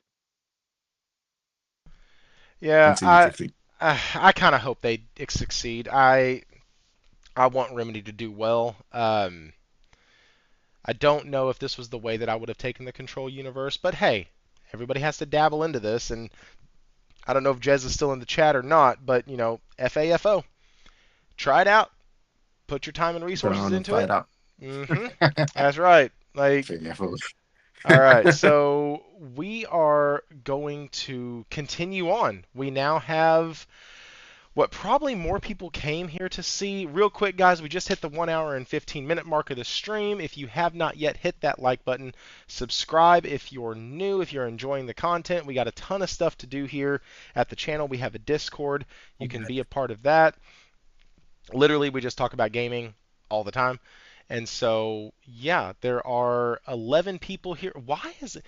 What is I? You know what? This is probably my fault. I probably didn't advertise enough that I was going to be on tonight. Subscribe Yeah. if you're new. If you're enjoying the content, we know what's going on with my computer. Okay, there it goes. What in the actual heck happened? No. Hang on, guys. I am so sorry. I'm having a moment over here. All right. Here we go. Sweet. All right. I keep saying all right because I'm like, all right, this is gonna fix it. Okay, there we go. Sorry guys, everything. Maybe it's your PSN login. That's funny. That's a nice one. You're That's a good one. hilarious. Glad to know that Fornatron's still here in the chat. Guys, say hi to Forna. Okay, so let's keep going. Also, hey, check out their content. They do a really good show every Friday night. Go check out their stuff over there. All right, so we've done Remedy. We've done Halo. No, we didn't do Halo. Let's actually go to We didn't God do of War. Let's do Black Ops 6. Let's talk about that because I did a video on that, and I kind of want to talk about that a little bit. Also, guys, we saw a movie today, and I just saw an ad for it. We saw a movie today. It's called Wild Robot. If you're a parent, you need to take your children to go see that movie. I'm not even kidding. Mm. It is like it's all basically about a mom who, if you're an adoptive parent at that, oh my goodness, your whole family, just go see it. It's so, so good. We're not an adoptive family, but like y'all need to go watch it. I just saw it today. My kids wanted to go watch a movie today. Wife's out of town, so I said, yeah, let's go. And yeah, just all about a mom that kind of gives everything for this child that isn't hers, that kind of becomes hers. And it's not even a mom, it's a robot. So like there's other stuff going on like underneath all of that, and there is a story to it that plays into that and everything. But like, God, y'all just need to see that. Anyways, that's not a video game. So I'm gonna go ahead and talk about games now. Microsoft kills $1 Game Pass trial just days before Black Ops 6 launches. Want to play Black Ops 6 for only $1? Well, you're out of luck. I didn't write that. That was the subheading for the title of this article by Eddie Beautiful. Makuk. Yep. Microsoft is no longer offering $1 Game Pass trials, killing the option just days before Call of Duty Black Ops 6 launches into Game Pass on October 25th, so anyone who wanted to sign up for the 14-day $1 trial to Black Ops 6 won't have the ability to do that effective immediately. This is in keeping with tradition for Microsoft, as the company also removed the $1 Game Pass trial just ahead of Starfield's launch in September of 2023. I have a video on that live stream, covered it then, covering it now. The only way to play Black Ops 6 at launch through Game Pass now is by subscribing to Game Pass Ultimate at the $20 a month rate, and that's actually not true. I believe you get it on PC Game Pass for $12. Wow. So, Fornitron, you're playing Metaphor, aka Metabore. Okay, see now, come on. now I think you're just trying to get a rise out of me. I'm not even going to give you the time of day on that. I'm going to keep reading. Black Ops 6 is arguably the biggest Game Pass launch since the subscription service debuted. No previous Call of Duty game in the franchise's history has been available at launch through a subscription service. Game Pass Ultimate and PC. PC Game Pass subscribers can play Black Ops 6 at launch, but Game Pass Standard and Core members cannot. You're welcome. Game Pass is not offered on PlayStation, no shit, so people on PS4 and PS5 have to buy the game outright to play it. For more, check out GameSpot's Black Ops 6 Game Pass Explainer to understand how you can play Black Ops 6 at launch through Game Pass. Holy shit, okay, hang on, because it gets better. You don't need a console to play Black Ops 6, as the game will stream through Xbox Cloud Gaming, which requires Game Pass Ultimate, and NVIDIA's GeForce Now. Alternatively, you can play Black Ops 6 through Amazon's Fire Stick via the cloud. Amazon has a great deal right now where you get a Fire Stick and Game Pass Ultimate and an Xbox controller for only $75. That's all you need to play at launch. Damn. They spent this entire last paragraph telling you why you don't need an Xbox. In the console. Yeah, that's crazy. This isn't me. I am not saying this, guys. It's not me. It's not the Sony Pony channel. It's a. It sounds like it. Oh, hey, Sounds listen. like it, You but know no. what? I'm just Yeah. reading an article. It's kind of cute. And a $20 sub. Yeah. Let's see what let's see what happens. Call of Duty on a stick. My name is Jose Jalapeno on a stick. I'm sorry. That's a good one. I'm gonna get demonetized for using one of his slogans. I know I am. Like, dude, YouTube is so freaking touchy. I get little don't know notices why. every once in a while. They're like, "Hey, why? Oh, somebody copyright claimed you for what? Oh, I had somebody do it a couple months back, and I was like, I didn't even use your shit. Like, but it was because I had like an Amazon. I had like shown an Amazon listing back when folks were saying that something was on Amazon UK for like a certain price or whatnot, and also the PC requirement on PC, or the PSN requirement on PC rules. That's right. That's right. I bet I'm way further in the game than all of you. I bet you are too, Fornitron. I got 25 hours into it, and I don't feel like I've scratched the freaking surface yet. But I also don't get killed in battles anymore, so I kind of took some extra time to level up my stuff. So anyways, so when Microsoft did this, I haven't been paying attention to Game Pass, so I didn't even realize that the trial had, or that $1 deal had come back. I thought that they had just gotten rid of it, like going forward, because it made sense to me that they would get rid of it moving forward. Like, you just purchased this big ass company, you need to make your money back, you're going to be putting these games in there eventually, kind of get a head start on it. Most users, you'll send the email, they won't even see it, they'll forget about it, and it'll be fine and dandy, no big deal. So I didn't even notice that the deal had come back. And now, what this does to me is, as somebody who is looking from the outside in, it really makes me feel it makes me feel like they're doing this. Like, are they going to do this every time they have a big release? So, like, for the rest of the year, you can bring in Yeah. people when there is nothing really to play. But as soon as you put something that's worthwhile in there, and I'm not saying Black Ops 6 is worthwhile. I haven't played a Black Ops game since Black Ops 4, or no, since Black Ops 3. Black Ops 3. And so, like, I'm not saying this is worthwhile, but it's a big ass selling franchise. Like, one thing I cannot stand are people who hate certain types of games, like shooters. I'm not a fan of them. I suck at them. I don't play them.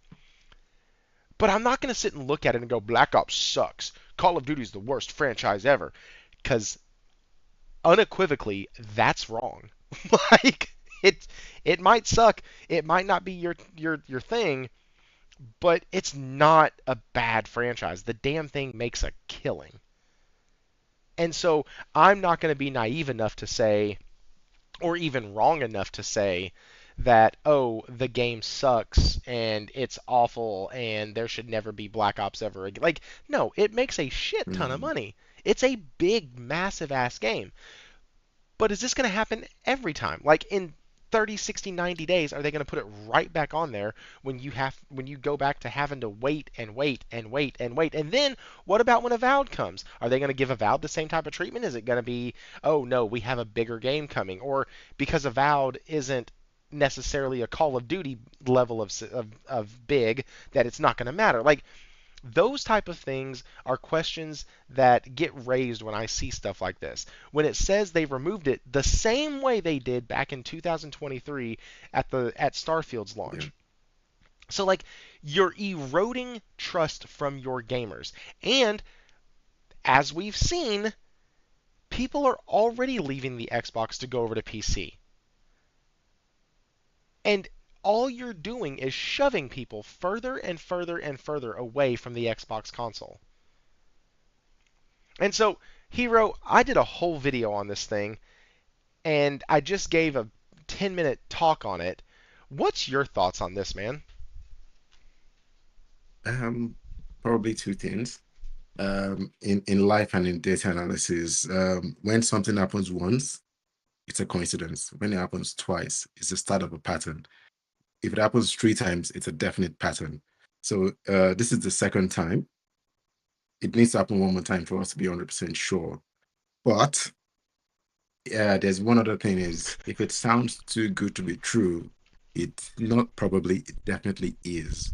The $1 Game Pass trial was always a Trojan horse to a Trojan horse. So $1 to try out something that's gonna change gaming, let me not say destroy gaming. So it's an initial small Trojan horse, and once you open it up, you get a bigger Trojan horse, and you're trapped in the system if you get addicted to a sub service. That's the way it works. This was always going to happen. And just like you, I had thought that when they removed that $1 access, I thought that was permanent. I was surprised when I saw this and like, oh, it actually came back at some point.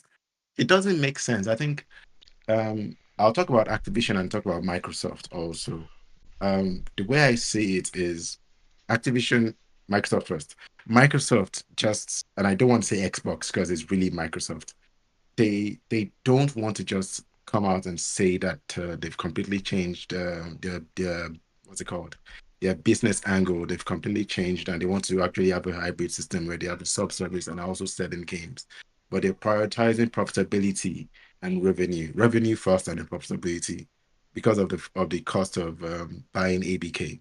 They're really prioritizing that, and there's no big deal. But I wish they would just do what Sega didn't do, because even this Sega played this cat and mouse game before they actually came out like, oh yeah, fine, we're third party. They didn't want to say it out. Now, Activision itself, even prior to the acquisition by Microsoft, I believe, looking at the patterns, that they are looking at Fortnite and what Fortnite has become. So Warzone was the first step in that direction. And within the next maybe 5 cycles, probably even less than that, I mean 5 years, five iterations of COD, you're not going to have an annualized COD anymore. It's for me, the way I'm looking at it, it's going in that direction that they've removed this $1 access and they want to prioritize Ultimate because eventually what they're looking to do is to have your regular cards, your Black Ops, and probably another spin-off all within the card launcher. It's more or less why now for at least I think 3 straight years now you've essentially had the same file to actually load a new card because they're transitioning slowly into just a platform rather than an actual analyzed game. So it's going to be similar to Fortnite, and then you have maybe sections. You can launch a Black Ops game or a Black Ops section. They would probably not title it anything in particular. They will have riders for them, and it's just going to be sub based. But for now, they still are trying to make some money from Sony. And if the next Nintendo is powerful enough, from Nintendo as well, I believe what they're doing right now is to just try to not force, but direct people to adopt gaming on the stick. I would actually have tried gaming on the stick. I picked that up from Jez. I'd have tried gaming on the stick myself, but I can't remember what the cost is. But in Australia, our internet is not as good, and it's just too expensive for me to. For me, I count it as too expensive. I would buy a game, a cheap game, rather than actually putting that money down. I think it's $28 or $24 Australian a month to actually go to Ultimate. So all of this is just a song and dance that they don't want to just go directly and say we're ending Game Pass trials. They should actually just say we're ending Game Pass trials. So you have to just come directly into Game Pass Ultimate. They could do that, but they're just fucking around. That's what they're just doing. They So should just come out straight. I think that they are. Yes, I agree. They need to come out straight and say something. There has, and I got into an argument, not an argument. It was actually really civil, like discussion with people on my Black Ops video. I had a few folks on there who were like, I can't believe, yeah, and PS Plus went up in price and blah blah blah. Yes, I get that. I don't subscribe to PS Plus anymore because they kept going up in price. And because that money I could use to purchase other video games, and I don't play multiplayer titles, and the ones that I do want to play, like Path of Exile 2 coming out, are gonna be free to play. Okay. Therefore, I don't need a PS Plus subscription anyways. So, in the time that I haven't had a premium subscription, which has been all summer, I have saved Imagine that. I have saved all of that money, and I've used that money to then purchase other games that are now mine, whether digitally or physically, they are now mine. Yeah. And they're Yeah. not a part of a subservice. I don't have to sit and hope that they're still here. I don't have to sit and hope that they're like going to be in the subservice tomorrow. Heck, every single month GameCross does a video. Terrible news for PlayStation. These games have all left the subservice. And so he does that video every month, and it's always 12 new games in, 10 games out, 15 games in, 18 games out. And it's like over time, like I've played several games off of the subservice. But then I started realizing that I'm not completing games, I'm not playing them as long as I normally did, and I'm not as invested in them as I normally am. So like metaphor, I It's spent a buffet. 70. Do what? It's a buffet. It's basically a buffet. So Yes. you're just trying things around, but you're not committing to any. Yeah, exactly. Jez said the Xbox Fire Stick comes with lotion. That's right. For that $20. For That's a that nice one. for 20. So that's the thing that kills me though is like it's not I'm not just picking on Microsoft here with this. I think that Microsoft is doing it worse than Sony. That's where my problem lies. I'm I'm not here to say one subservice is better than the other. I can clearly tell you that Game Pass is not accomplishing the goal that Microsoft wants it to accomplish right now. I can also probably tell you that if you ask the people at Sony, they would want PlayStation Plus to have a higher um, uh, collection rate, penetration rate, absorption rate, whatever the hell you want to call it. Because right now it's like 45 million, 47 million that are on PS Plus. Yeah.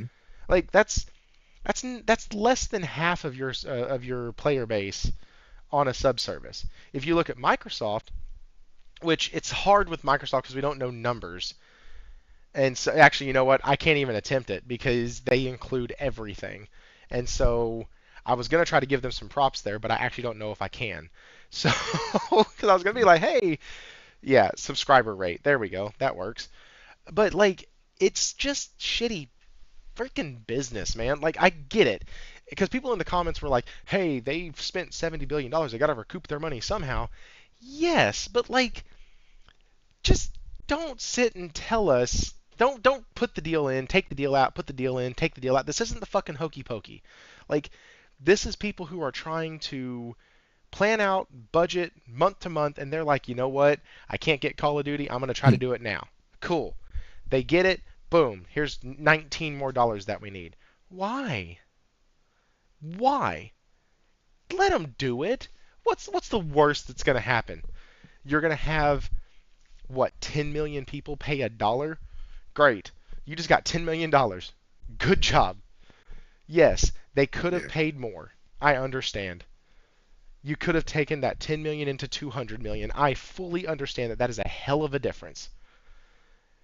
But pick a lane and stay in it. Are you putting these marquee titles in? Is it going to make it $20 a month?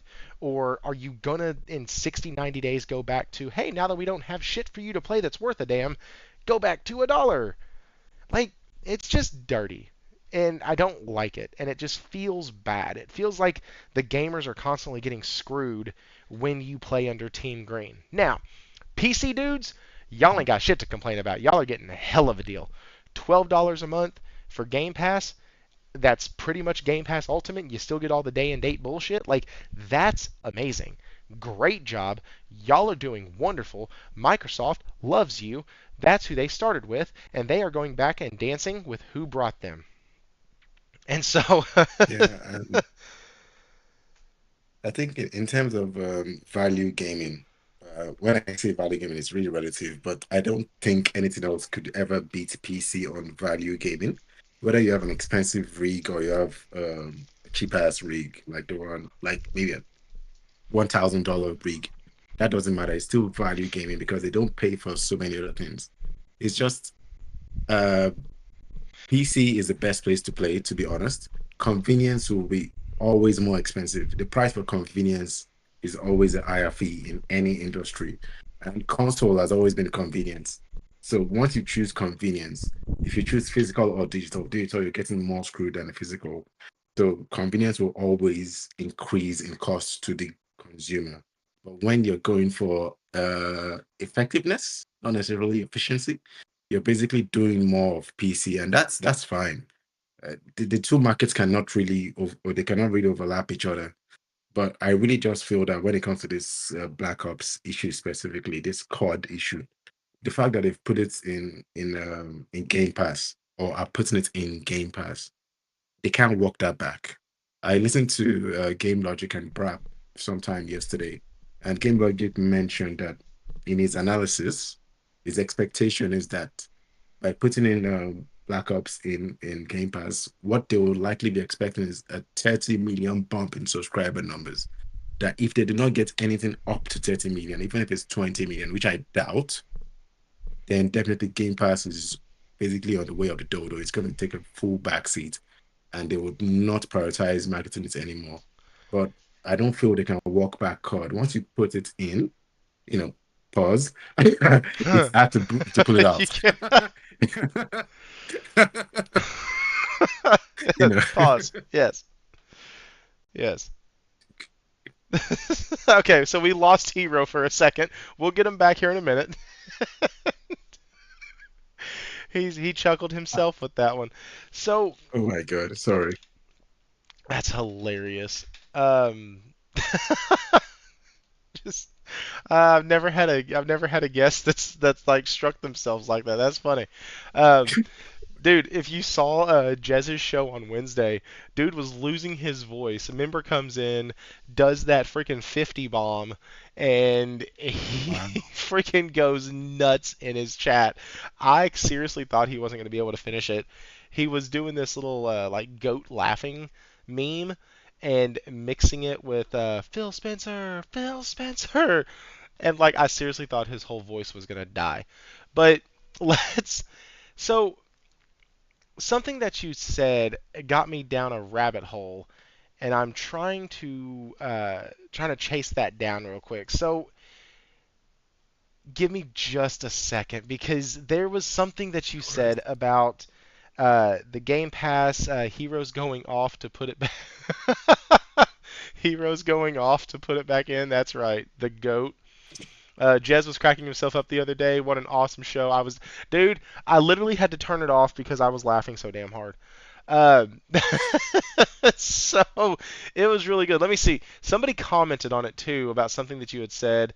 Oh, Warawana with the $2. Gaming subservices are all way too expensive in my opinion. I agree. For $20 a month, no real release. It comes with lube, slimy console stuff. Subscriber rate, penetration rate. Now Thrifty is Okay. speaking my language. Gaming sub-services stand a chance. I may Crazy. be interested or miss out. Man, I'm trying to remember what you said because it really and it was pertaining to Black Which part? Ops. It was pertaining to the trial to the $20 a Turning into month. a Fortnite kind of system.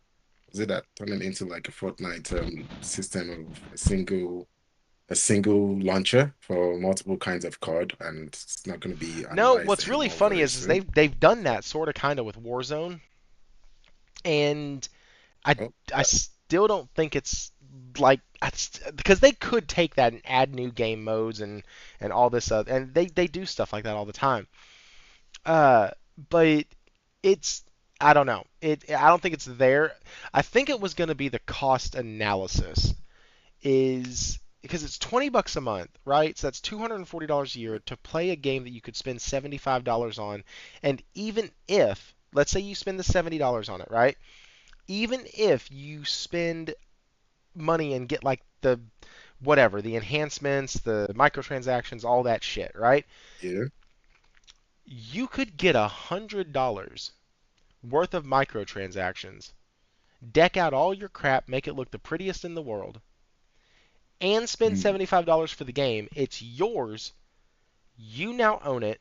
You can access it whenever the hell you want to, in theory, and you got it for $70 less than what you would have spent on a Game Pass subscription. Now, this is where I think they've kind of fucked up. Because, like you said, once you put it in, you can't take it back out. Pause. it's more difficult. Yeah. Like, listen, I got two kids that speaks to that. Like, it's just it's difficult. And so Yeah. now you're gonna have all of these things that are going to be coming out. These Activision titles, these Blizzard titles, these Game Pass, ABK, you bought me, now I gotta be front row dead center. And like, Mm, if the game doesn't go to Game Pass, you will have a riot on your hands because you gave them Black Ops 6. So the yeah. real They question started the is, trend, so they can't stop it. yeah, right, they've started it now. It's once this got out of the box, which funny enough, I'm not going to sit here and act like I thought Black Ops was going to go into Game Pass because I didn't. You can go back and listen to my shows. There was not a single part of me that thought they would put new Black Ops day and date into Game Pass. I surely thought they were going to put the old catalog in. Hell, I thought we'd have the Yeah. entire old catalog on Game Pass right now. Like, well before now. I cannot believe that they're putting Black Ops 6 in Game Pass. This tells you everything you need to know about Microsoft and Xbox. They don't want Yeah. you to spend money buying a video game. They want you to subscribe to their service so you buy the video game 4 times over or 3 times over in a year. Yeah. Yeah. But then But it is kind Warwana, of weird. Warawana just said this. They absolutely would rather sell the game. Okay, so I need to know who you mean by they.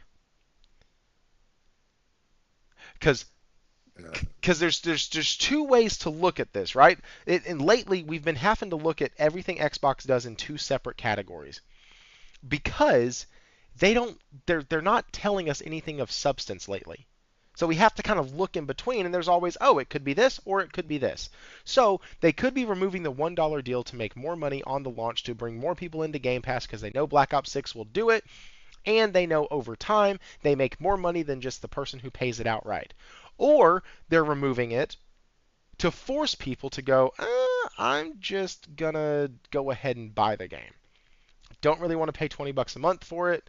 I'm just going to go ahead and buy the game, and it could be pushing people to purchase the game. So, like, we have both. And honestly, I don't know which one is which. I think it could absolutely be either one. What do you think, Hero? I think they're leaving a lot of. I think they have a bigger game that we probably don't fully understand because $1 trillion company cannot be so stupid. They can be stupid, but they can be so stupid. Um, because I just did a quick calculation, and I think on average, Call of Duty as a franchise annually has never sold less than 10 million. I think it sells about 22 million on average, minimum worst case scenario. If it's just 10 million as an example, you're talking of them selling for $70 a pop and getting $700 million. Probably not in the first year, but it's caught probably in the first year, less than the first year, they'll probably make that money. And if they're doing subscription, it's going to be so much less. I'll come back to you 1 second. I play a lot of FIFA now, FC. There's a reason why FIFA has been shit for so many years, to be honest, but still keeps selling a lot. Is the top seller, one of the top sellers every single year, is because they have a captive audience. Mm. I decided when Konami changed their PES game to be a mobile subscription-based, free-to-play game, and it turned to absolute shit, that I was never going to play a soccer game again. But I tried FIFA, and it was okay. If they went free-to-play or just went subscription or whatever, I believe it's going to die. And I've seen that pattern with so many other games. I think Microsoft as an organization, because of their subscription level approach to everything and bundling things together, it works for corporates fantastically because corporate likes to save money. They like to know that they're buying a license for one software and get another one as an add-on or at a 50% discount or whatever. In gaming, I like to buy a game like the Ark Will found regarding what's the name of that game again? The that dark game. And you know the game I'm talking about. That you buy the one on digital for for a small amount and you get the part two for free and all that. I like that as well. Gamers like that. I think Microsoft must have a master plan to try to achieve long-term profitability by cycling people in little by little by little. But they've run into one problem which they thought would not be a problem. They've run into the problem of Nintendo and PlayStation, and even PC users on Steam, particularly. They've run into problems that these people still keep buying games and choose ownership over being cheap. Because being cheap in terms of subscription service is basically like taking a shortcut in life. It always comes back to bite you in the ass. It's never really a shortcut. I do believe that they can't be that stupid. I'm not thinking Phil Spencer. I'm not thinking Sarah Bond. I'm taking Microsoft as an entirety. They do have smart people in that organization. Right now, there's a pivot going on, but I don't think they're letting go of their main plan of really being a subscription service. I don't think that they're letting go of that plan.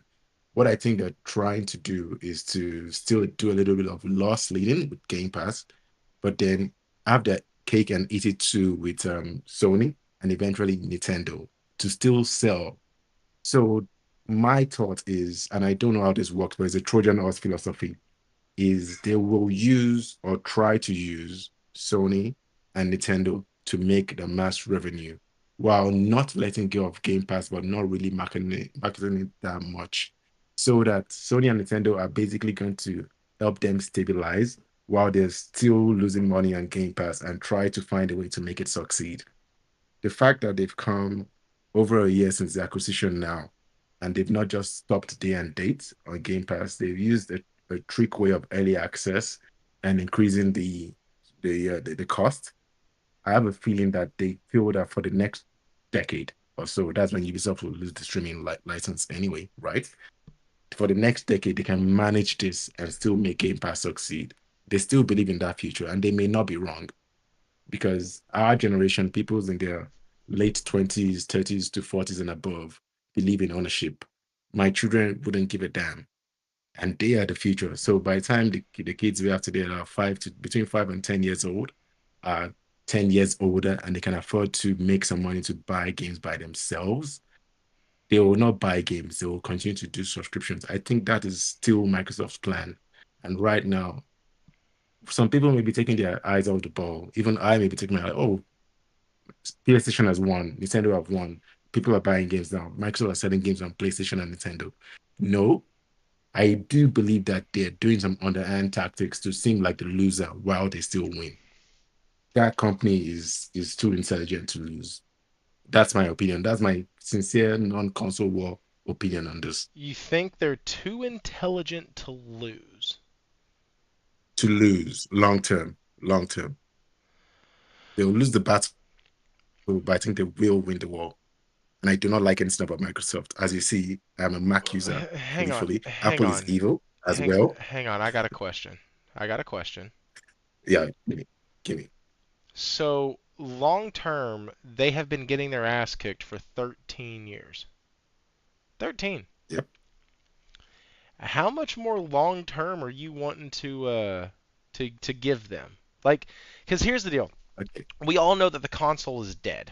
Like, right? If you're looking at Xbox, and I Yeah, the understand console I is there. understand exactly what you said and how you said it, and I think you were very deliberate in how you said it. But if you look at the console, it's going the way of the dodo bird. It's gone. It's about to be extinct. It's about to be dead and gone. They showed you that with shit like this. Let me pull it up real quick because this was one of the topics, but they showed you that with stuff like this. The hidden upgrade inside the new Xbox glitter stripper box. Listen, the hidden upgrade is that it doesn't draw as much power. Awesome. So the money you save on your energy bill, now you can put that towards your Game Pass subscription. Congratulations. That's it. That's all that their mid-gen ish sort of kind of refresh gave you. It gave you an extra terabyte, and that's it. Congratulations. Done. They did the most minimalist effort possible to give you a console to purchase because they don't care.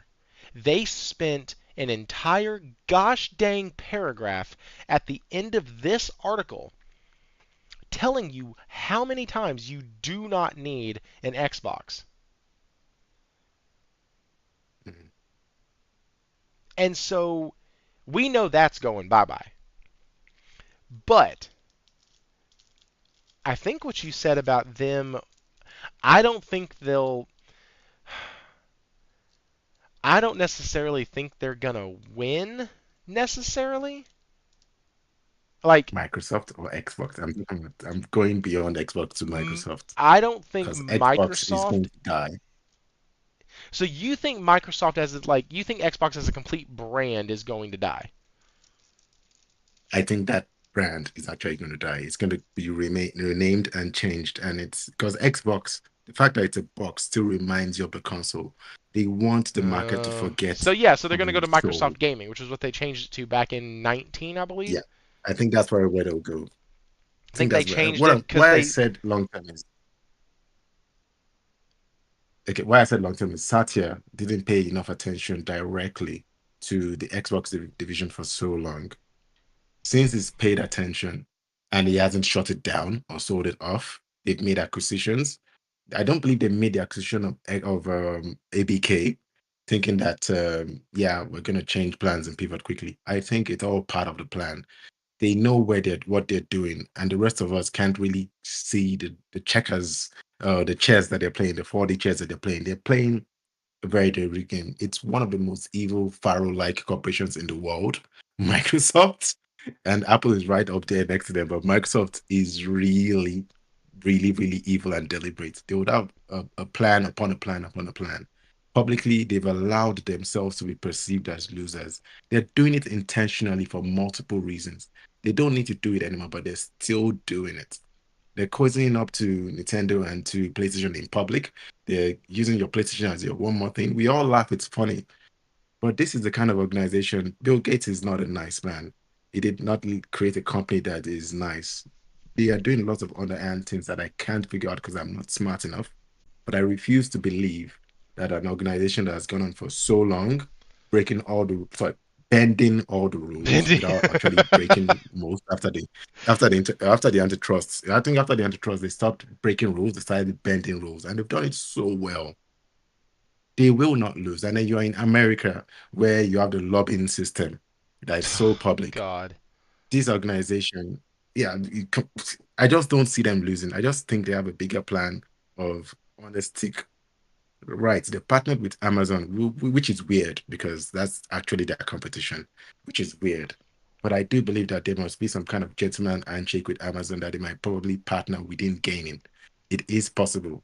So we should be wary of where they're going. But in our children's generation, I really don't see them buying games. Even if we keep teaching our children to buy games, that's the market they're trying to win. And Sony is trying to do that. And Sony, quick pivot. Sony's trying to do that in a way of creating more family-friendly games, of being more diverse in the games that they're offering, just to be able to capture a bigger market that Nintendo already has as well, just to be able to go wider. But I don't think Sony can win because of their resources. They will always be relevant, but I think Microsoft will be the one organization you're not talking about that don't need to be seen, but they might control a larger portion of gaming than everybody else, and they will always be profitable eventually. Just let's just remember this conversation. Let's look in a decade. If we think about it in a decade, No, if we I have to think about agree. it, we'll I think about it agree like, with yep, you. I have actually said that Microsoft Gaming, once they fully embrace third-party publisher, once they yeah, fully embrace that and get rid of Xbox, like as a brand, it's to the moon. Like, because they have, yeah. like you Xbox is the one said, of they that have place. all the IP. They have so many studios. They can just churn out games upon games upon games, and you don't have to worry about all the overhead of console management, of all this other stuff, of user experience, of blah blah blah. Like Yeah, all of that stuff goes bye bye. All you have to do, at least on the console side, so all you have to do then is focus all your time and resources on making great games, which they have bought studios that historically have made good games. And they've built audiences. They have brought people in and they have established IP.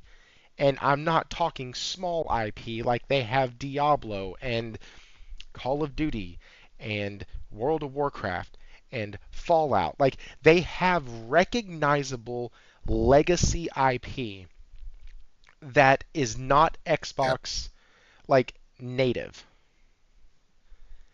And so with that, once you branch off and kill Xbox and get it out of the way completely, and hell, let's say the Fire Stick adoption rate is just through the fucking roof.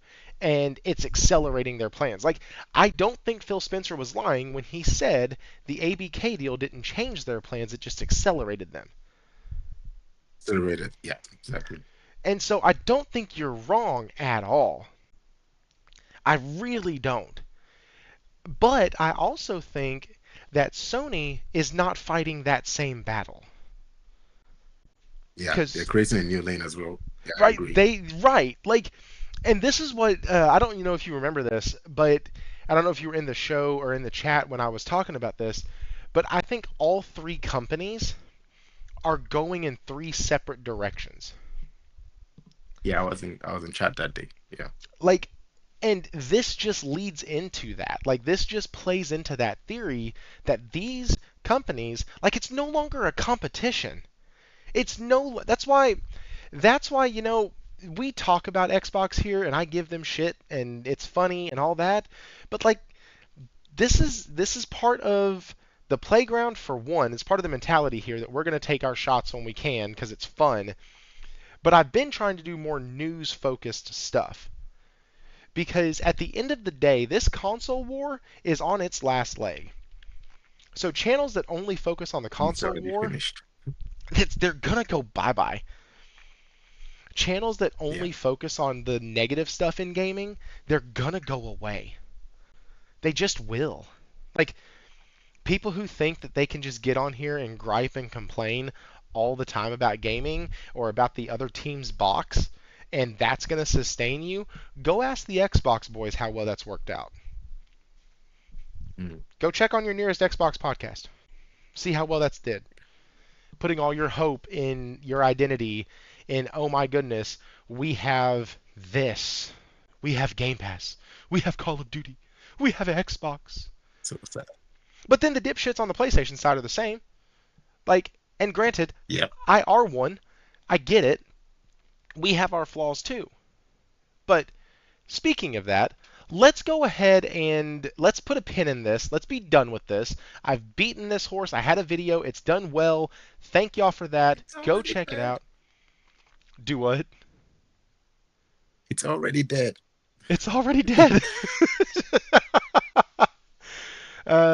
Hero gaming overall, yeah. If MS devs are running on all cylinders, they should be the biggest in gaming. I agree. Zero, it's the same old shit, and that's why I'm about to do something a little different here. We are about to discuss, and it's been, we are at the 2 hour mark, so I got about an hour left, and Hero, I know you said that you could give me the original first 2 hours. If you can stay, great. Just if you need to bounce, just bounce. Let me know. We can plug your stuff. Oh, in the description of the video, I am going to be adding. Hero has a podcast that he does. It's on iTunes, or sorry, Apple Podcast, and on Yes, Spotify. it's on Spotify, Audible. It's basically on everything. And it is also It's in the good. description below. So you can click on the subscription or on the description, and right under the my wife's roundabout soapery link and the Discord permalink, you have the special guest link on here, and you can follow his podcast right there on apple.com/us/podcast blah blah blah. Check that out. I had no idea he did one. And so I'm gonna go check it out. It's gonna give me a little bit of a different perspective on some things, I bet. So I'm kind of interested to see how that works. Oh, we got a whole nother Can I hour just quickly say left. something? Yeah, Yeah, go I'm ahead. gonna stay for 30 more minutes at least. So I just wanted to say, so it's a non-gaming related podcast, and I did stop it exactly a year ago, just before my mom passed, because I knew she was gonna pass, and I couldn't do it anymore. I talk about the migrant experience, specifically in Australia in particular. So it's not really a gaming podcast. It's just a journey of life, and you might get to see the way I think as a human being, and the kind of you discover the kind of books I read just on the things I say in that podcast if you check it out. Can I Non-gaming share? related, very, very adult. Can I Yeah. share the book that I saw in the photo? Can I talk about that real quick? Oh yeah, you can, you can, you Okay. can, you can, you can. Okay. So guys, You this can. is not the point of the podcast, and we will get back into gaming because I have some God of War stuff I want to talk about, and I want to talk about developers and their mental health and how gamers are terrible for it. And so, but Hero and I were discussing earlier, we were talking about stuff, and there is there's a book on the shelf in one of the photos he sent me that says the reason I don't discuss race with white people. Mind you, I've been in communication with Hero in some form or another for over a little over 2 years now, and 3 years, yeah, yeah. yeah, he knows I'm white. I know he's black. It's not a secret. And I'm sitting here going, wait a second. Why don't you discuss race with white people? He goes, I have that there specifically just to start conversation. And I thought that told me enough in that one little thing. Like, it's a placement of a book on a shelf, and he put it there intentionally just to start conversation, guys. So that's why I'm interested in the podcast, because I feel like you do things very intentionally. I feel like you kind of analyze stuff and think through things, and I think that's really cool. And so I'm excited to kind of get a different perspective. I'm not a migrant. I'm not an immigrant. I am here. Though, like, I was just born in the U.S. Yeah.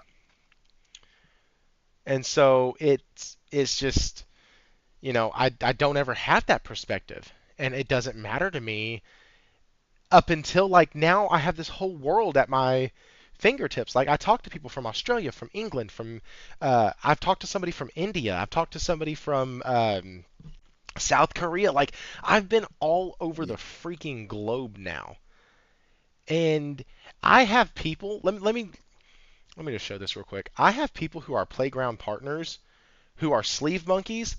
If you look in here, there are two of them that have icons in there that have symbols where letters should be because that's their account and that's their name. Wow. And so like hearing those different perspectives, it's been such a treat. Especially like I said earlier, with the way a lot of these overseas guys, they handle things totally different than we do. Hero does not have a YouTube channel. Um, I asked him that earlier, but like I just think it's really cool. So go check out his stuff. Let's go ahead and continue on.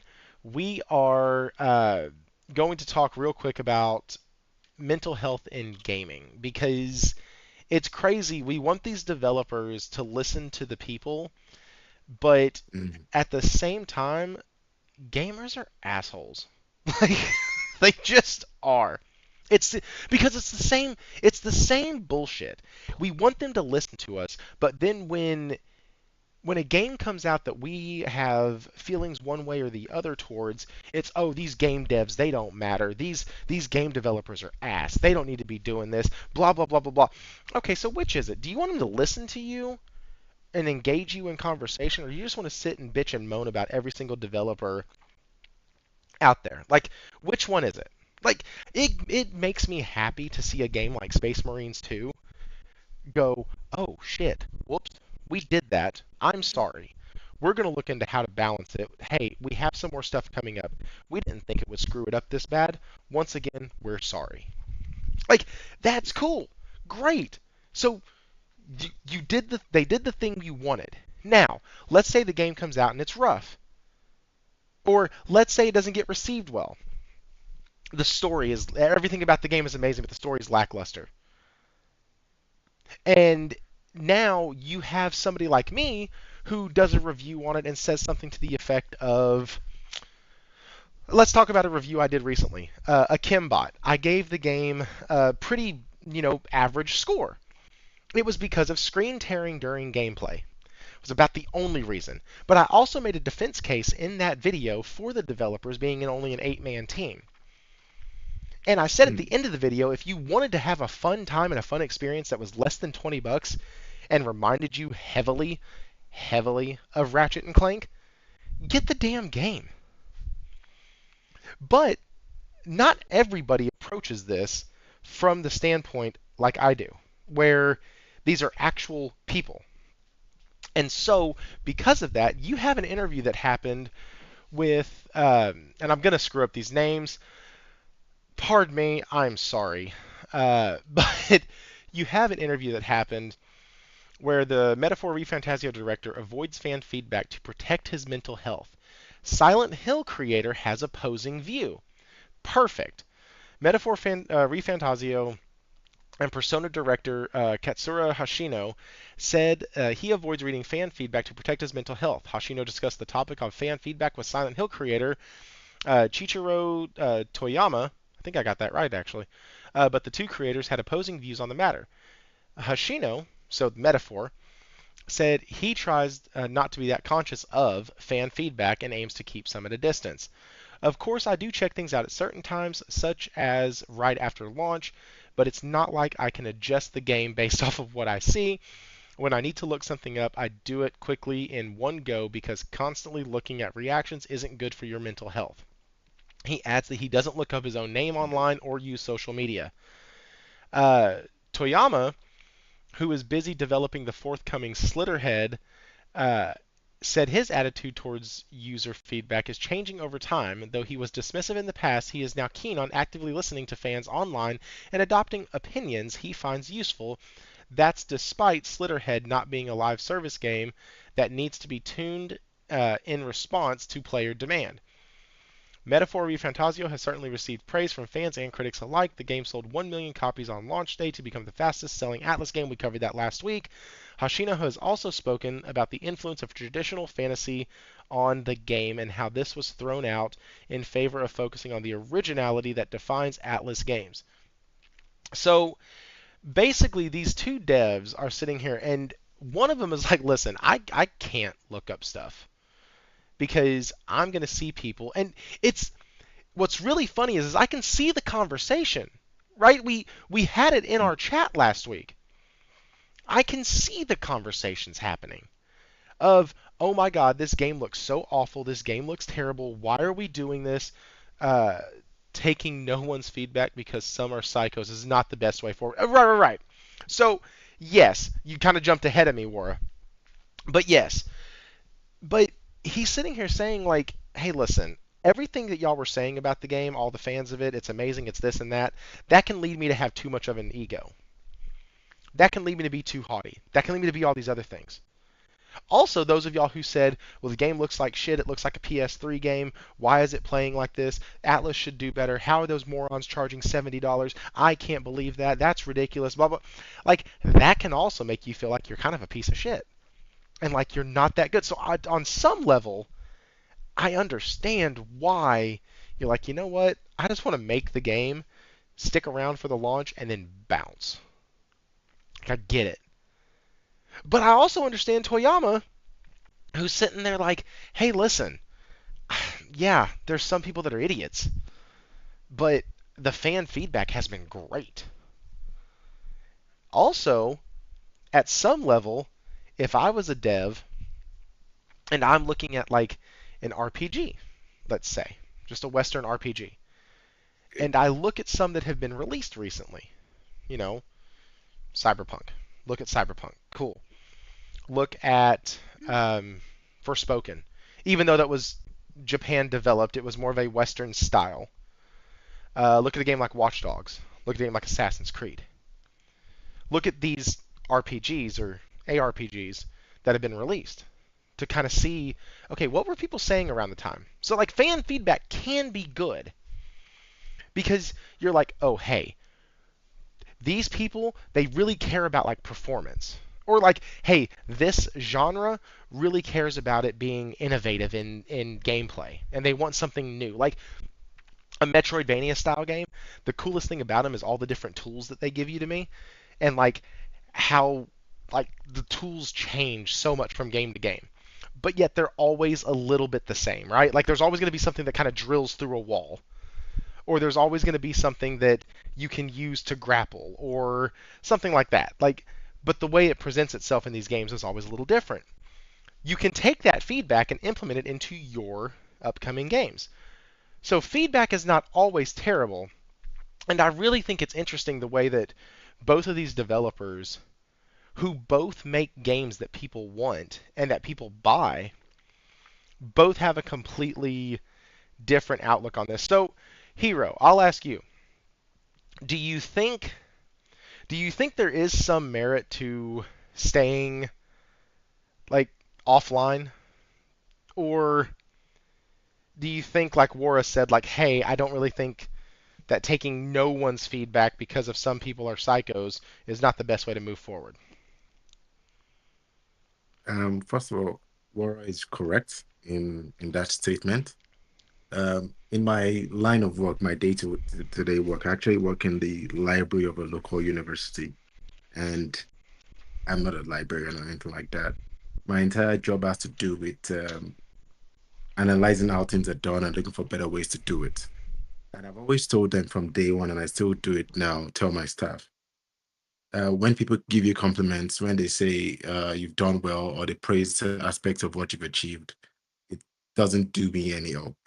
But the negative feedback is what I actually really need. As a UX designer, negative feedback is what we use to actually improve systems. It's not the positive feedback. The positive feedback is, yeah, we already know.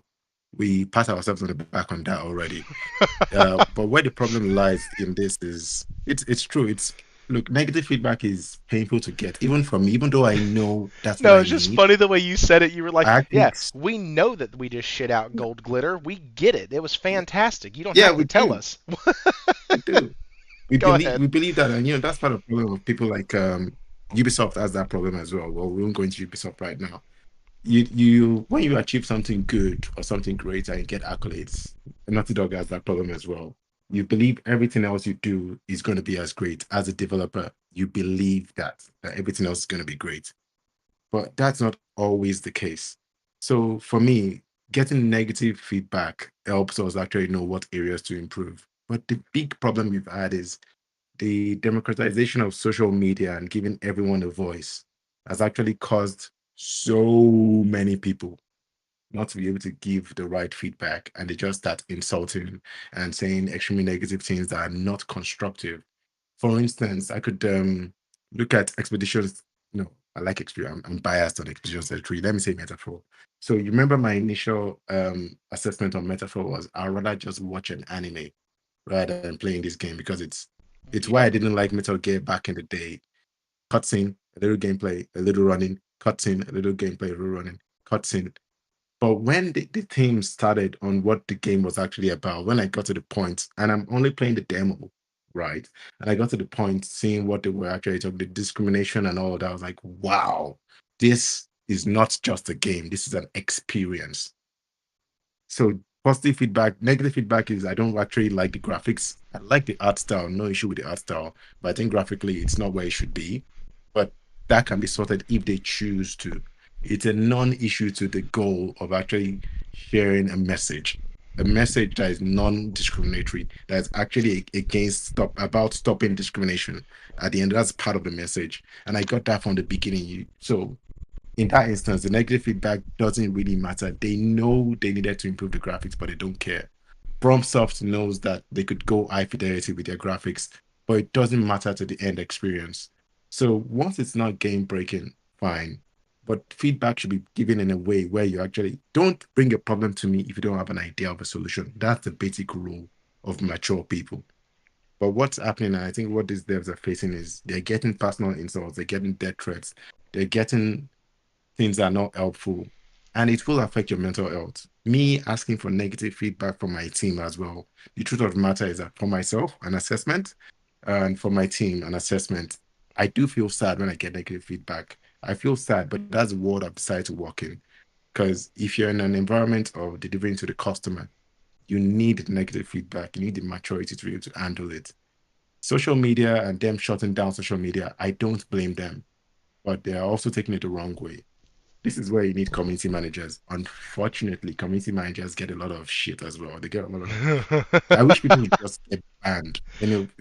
It's there's no simple solution to this, but the best solution I think would be maybe timeouts. Since we're entering the era of Big Brother and Well, digital no, access for no, almost everything.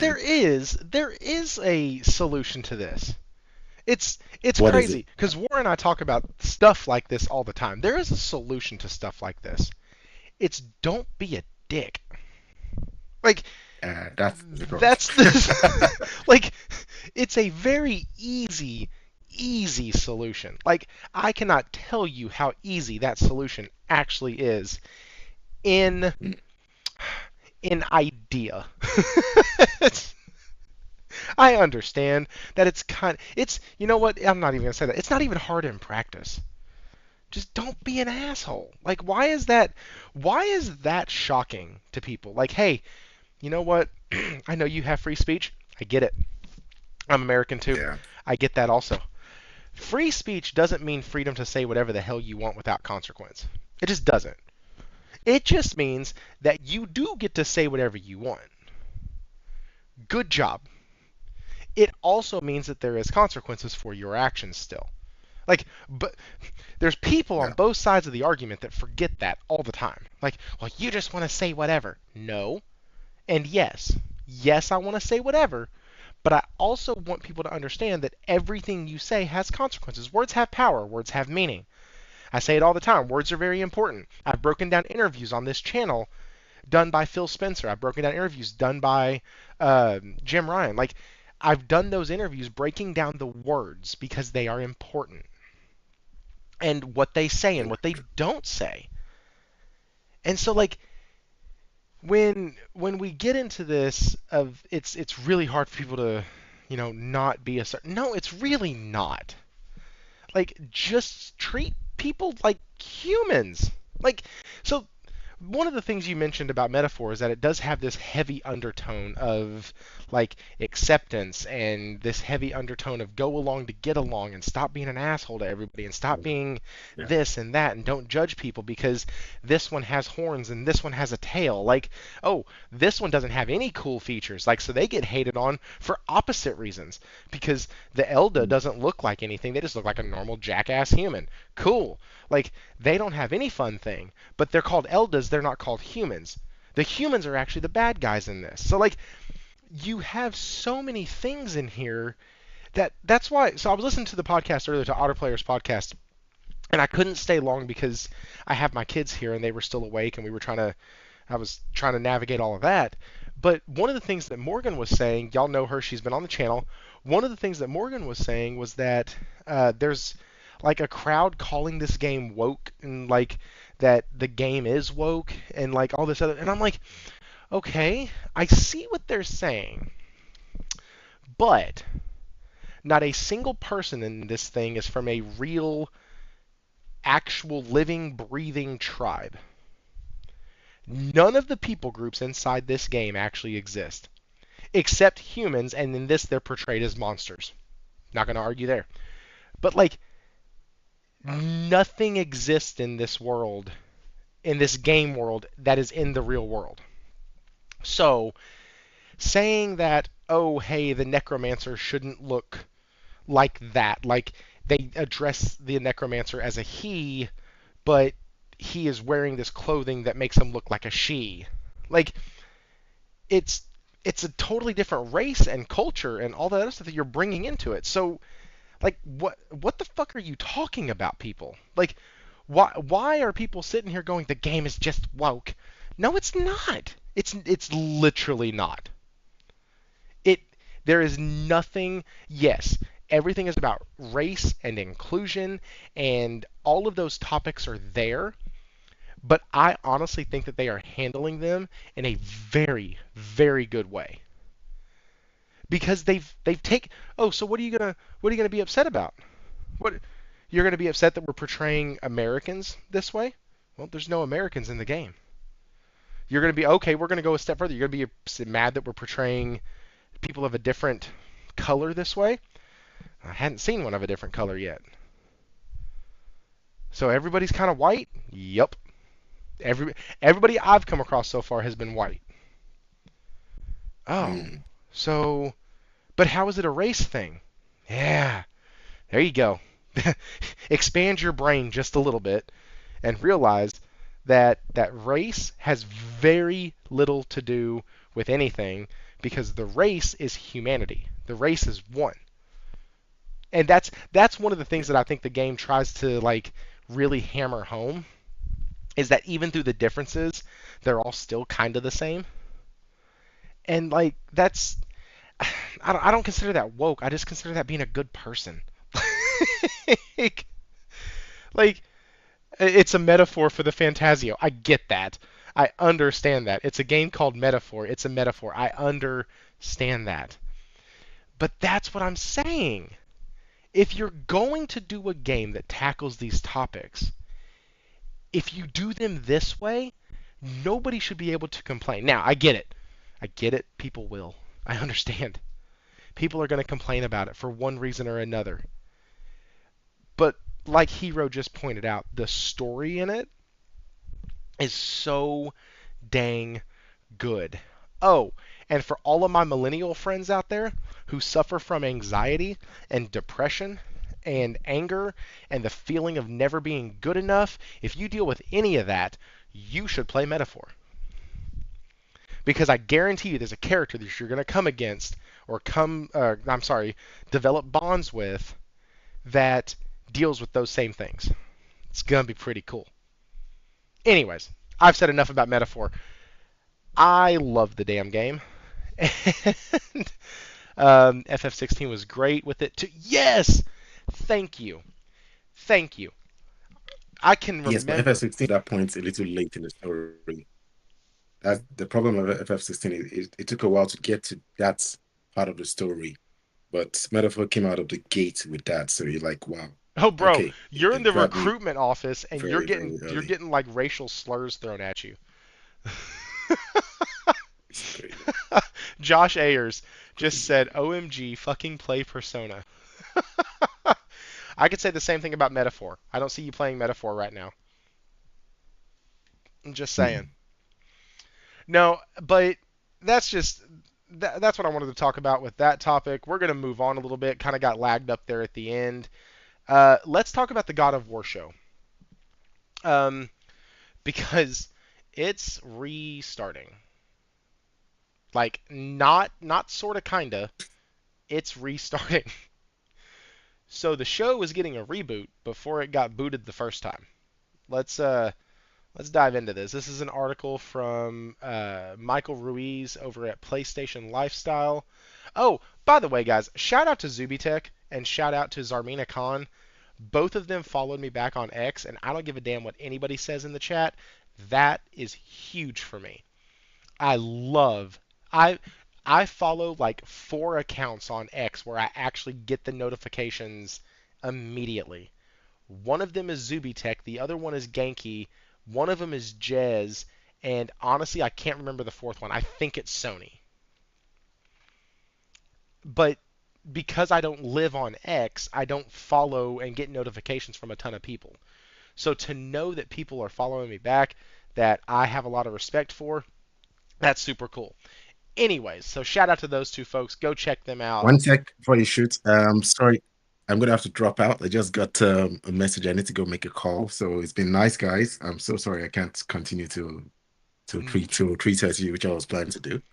So No, I'll dude. catch you guys later on. Thank you for having me. Hey, Hero, you have a good night, guys. Go check out his podcast. Thank you so much for coming on. Are you going to be able to leave the Discord chat, or do you need me to get you out of there? Yeah, I'm gonna leave. Okay. No worries. Cool, cool, cool. See you guys.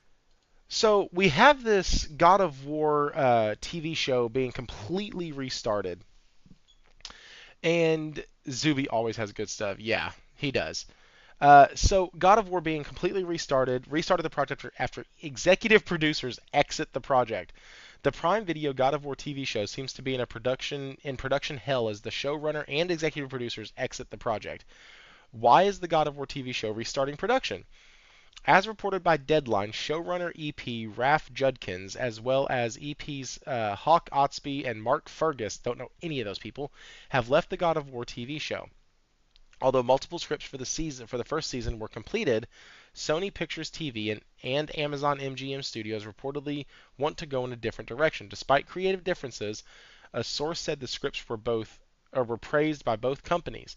With the trio leaving, Sony and Amazon will essentially restart the project as they hire a new writer's room.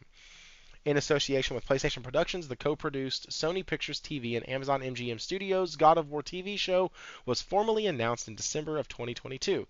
The show has been in the works since March 2022. The show was slated to be an adaptation of the PS4 hit God of War 2018.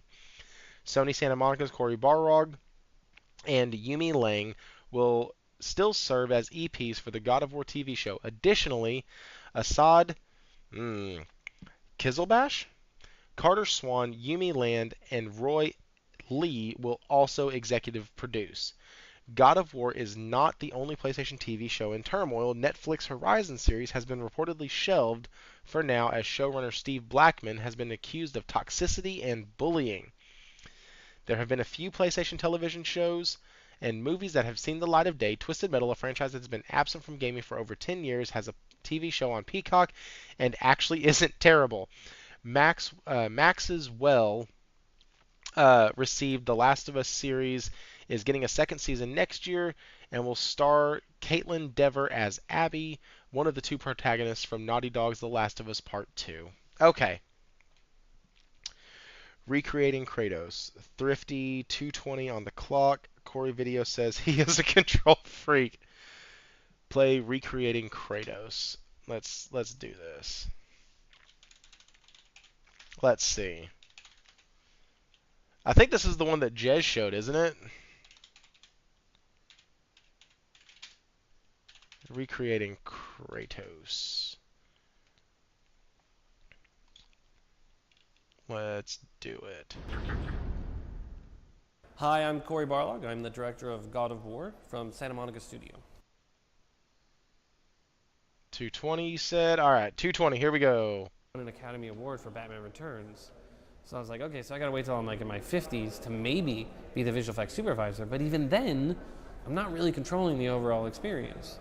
Control is a big part of my sort of pathology. I need to be in control of these things. So I was animating for a while in games, and really, honestly, was gonna lead games.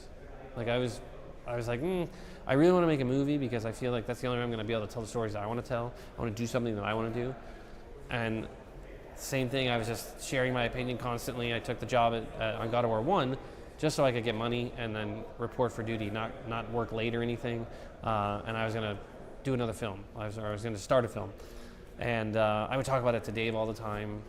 And I talk about the things we could do in the game and how Wow. I'm just a control freak. I just want to... I'm just a control freak. So, yes, maybe it was a control issue. Could have been toxicity in the workplace. Hopefully we figure out exactly what's going on. But more than that, this is an IP that I do want to see a TV show. Where is Corey's game? It's been 5 years. Yeah, the sci-fi one. Isn't it like a new sci-fi project that he's supposed to be working on? Yeah, no, that's not happening anytime soon. Guys, hit that like button. Can y'all go ahead and share this thing out? I do not know what's going on with YouTube today. It's pushed every single thing else of mine, but it has not pushed this, and I don't really know why. So if y'all could share this out as we go into the last, 30, 45 minutes, let's see if we can get 20 likes on the video or on the live stream. It'll be super helpful. Right now we're at 14, so if you haven't hit the like button, please do that. Also, you can hit the join button. At the bottom, it's the little money symbol. Or sorry, it says join over here. You can also hit the money symbol. If you're on mobile, you can do it that way. Or, guys, like I said, just hitting all the buttons, sharing it out. That helps a ton. All right, so here's the deal. Once again, we have two sides of this. There's two things that could be going on here. Thing number one is, as the scripts were going, as they kept getting further into the story, they were like, hey, listen, we actually don't want to do this. This isn't going to work. And instead of these people rewriting it, they were like, hey, no, this is our vision for this. If you don't want this, you don't get us. And so they were like, okay, bye. The other thing is exactly what other people have said, and it's, people who are in control don't want to relinquish any control, don't want to have any kind of say, or don't want to let anybody else have a say in what goes on. And honestly, if that's how he's running his studio, and that's how he's running his development team, I don't know if I'm really excited about seeing games from. Like, at some level, these guys have to toe the line between being the heads of these development teams and these studios and realizing that you have people who are working with you and you didn't get there because you're so amazing. You got there because you had a team of people around you. Right? Like, no YouTuber gets where he's at all by his lonesome. Like, along the way, there's people that help out. There's a big channel that'll pick you up and support you for a little bit, right? There's somebody who will shout you out because they saw a video of yours. Everybody has help. Everybody. I was watching a video one time where this guy was like, no, I've done everything myself. And after 2 questions, they had already pinpointed how that was fake. So, like, I really hope it's not the second. It very well could be. 2018 Kratos actor carried. I don't know what. God of War 2018 story was weak as fuck and piggybacked off of Norse mythology, easy world building. I mean, didn't the originals piggyback off of Greek mythology? I don't know. 2018, I don't know how they could reference the Greek stuff. They could do flashbacks, but a lot can be lost in translation and very lazy. Yeah, I mean, I don't know. I don't mind the voice actor, he carried the game. Yeah, I agree. I agree that he carried the game, but I'm not going to sit there and say that it was easy world building just because they used Norse mythology. Uh, I'd say yes. I think it's always a little easier, but I don't know. It almost sounded like you were implying that they were lazy using Norse mythology. But anyways, that might not be what you were meaning. Yes, it did. It's always been just easy for them. What are you doing here tonight, Thrifty?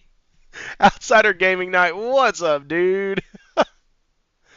People overhyped the game since 2018. No, I see. I disagree with that. I actually liked Ragnarok better than 2018. I loved getting the spear.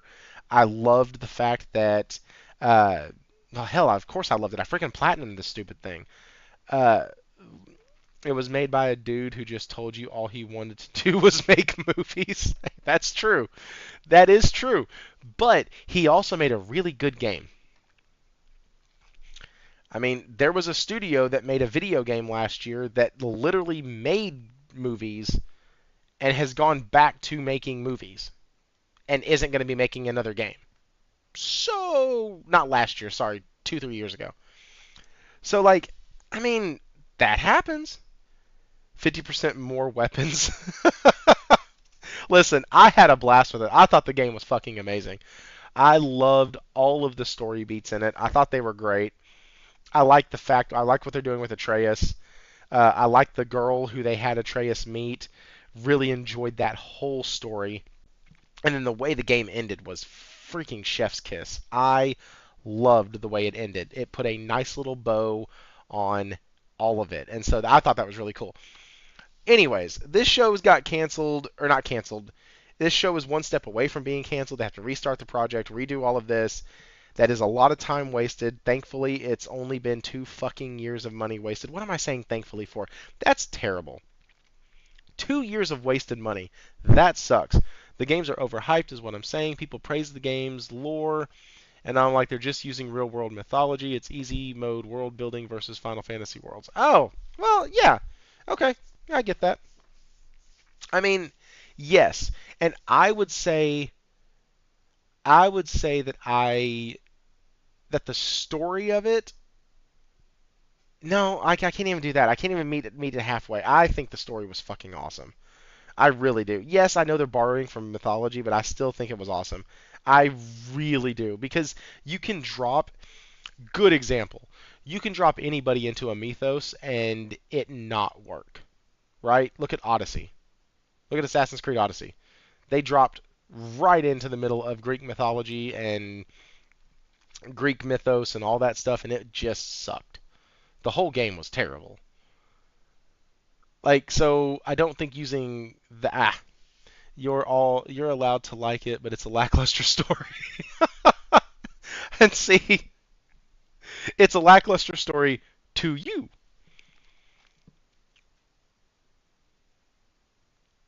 They never said how she died. Like, she had some, like, it was implied like that she had some sort of sickness, but I don't think they ever told us why she died.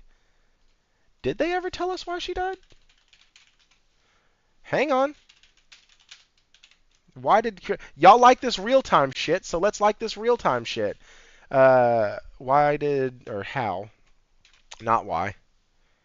How did, oh, what was her name? Not Eve, not Eden, Faye. How did Kratos' wife, Faye, was it Faye? Yeah, Faye. Cause of death was never revealed. Yeah, that's what I thought. You just got wowed by the visuals and acting. How did she die? How did the mom die? No, it's factually a poor story. She just dead. They didn't tell us, I don't think. Yeah, they didn't. Yeah, they didn't tell us why she died. Oh, you're the one telling me. So you're saying because they didn't tell us why she died, it's not a good story? Really? Yeah, you don't need to know why the wife died. You need to know that when she died, her final wish was for you to go back and or to spread her ashes. That's what mattered. That's it. I'm not. You're questioning the story. I'm not questioning the story. You picked a really random, like, oh, this they didn't give us all the details on. Like, that didn't matter. It was an adventure between Kratos, God of War, and his son Atreus. That was 2018, right? And then the second game was basically fixing the fallout and all the bullcrap that had happened from the 2018 game. Anyways, to me it just felt very good. I was interested the whole game. Every scene meant something. A ring was great. Yeah, I agree. He has a real friend named Faye. Zero Steel, Outsider, LOL. I got a Sword Art Online, Fractured Daydream, Tomb Raider 1 through 3, and TMNT. Dude, I'm getting TMNT Mutants Unleashed next week. I can't wait. That game looks really fun. And my kid is all into Ninja Turtles right now, so we are definitely doing that. So the God of War TV show canceled. Woo woo. And because of that cancellation, hang on, I got people messaging me. Because of not canceled. Sorry. Dang it. I keep saying canceled. Guys, my bad. Don't stab me in the chat. God of War is being rewritten. There we go. Don't read the ring was a great autocorrect. Messed it up and I said I don't remember to say. Next week I'm getting Dragon Age Veilguard. Dude. I really hope that game does well. I want it to do well. I think that the shift to more action focused, at least that's what it looks like, I think is going to be a good one for the studio. I think it's going to be great. And I hope so. Other people have said that.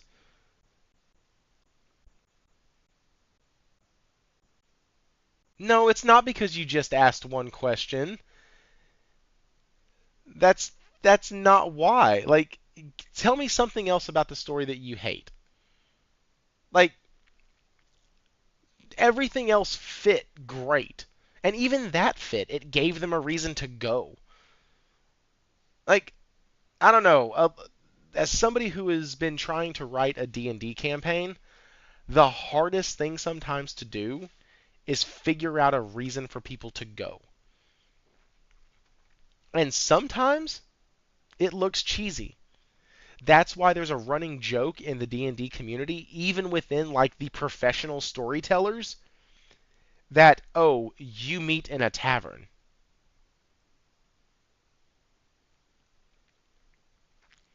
What did I deflect on? I said they didn't tell us how she died. And then you start going into reasons, plot reasons, stop questioning the story. Like, I wasn't telling you to stop questioning the story. I'm saying that the reason that you're saying that it's a bad story, or the first reason you gave for it being a bad story, was that it was rooted in Norse mythology. Okay, cool. That just means that they had a little bit of a base, or a big base to work with, rather. And you don't know how the mom died. Because it's stupid. Okay. I think your cap keys is acting up. Whose? Warawana, I think your cap keys is acting up. That does. I hope Dragon Age is good. I love Dragon Age Origins, but since then I haven't loved them. Honestly, I didn't like any of the old Dragon Age games. This one actually looks really good because I think it's going to be more streamlined. And so I'm a little bit more excited about that. And so I was starting at the start of the story. I'll move on into the rest. Tell you what, maybe I can have you on the show so we can do a hate stream of a love it or hate it of God of War Ragnarok. And I think we could do that. A love it or hate it stream from God of War Ragnarok. So This is the last thing that I want to talk about. Like, dear goodness gracious, guys. Actually, you know what? Fuck it. I don't even want to talk about that. I really don't. I really have no intention at all of spreading mud on the ashes of what used to be Xbox. I'll DM you the issues and the stupid points. I'd rather just have you on the show, Wara. How about that? How about that? How about you come on the show? I'll DM you the issues. I liked Origins. Yeah, I've already read all those. Okay, so guys, basic recap of the show tonight. Spider-Man 2 DLC is not happening. Certain Affinity was... Oh! Shoot! We never got into Certain Affinity being sold. Crap. Okay, so... Dang it. Alright, I'm about to go to bed. Do co-hosts get paid? No. No, they don't. They don't. Sorry. The real question is, dude, okay, guys, listen. The real question is how much does the government screw you when you make content on a social media platform? That's the real question. No, the Spider-Man 2 story was the third on the list of the Spider-Man games. It was the least impressive of all three. The absolute least impressive of all three.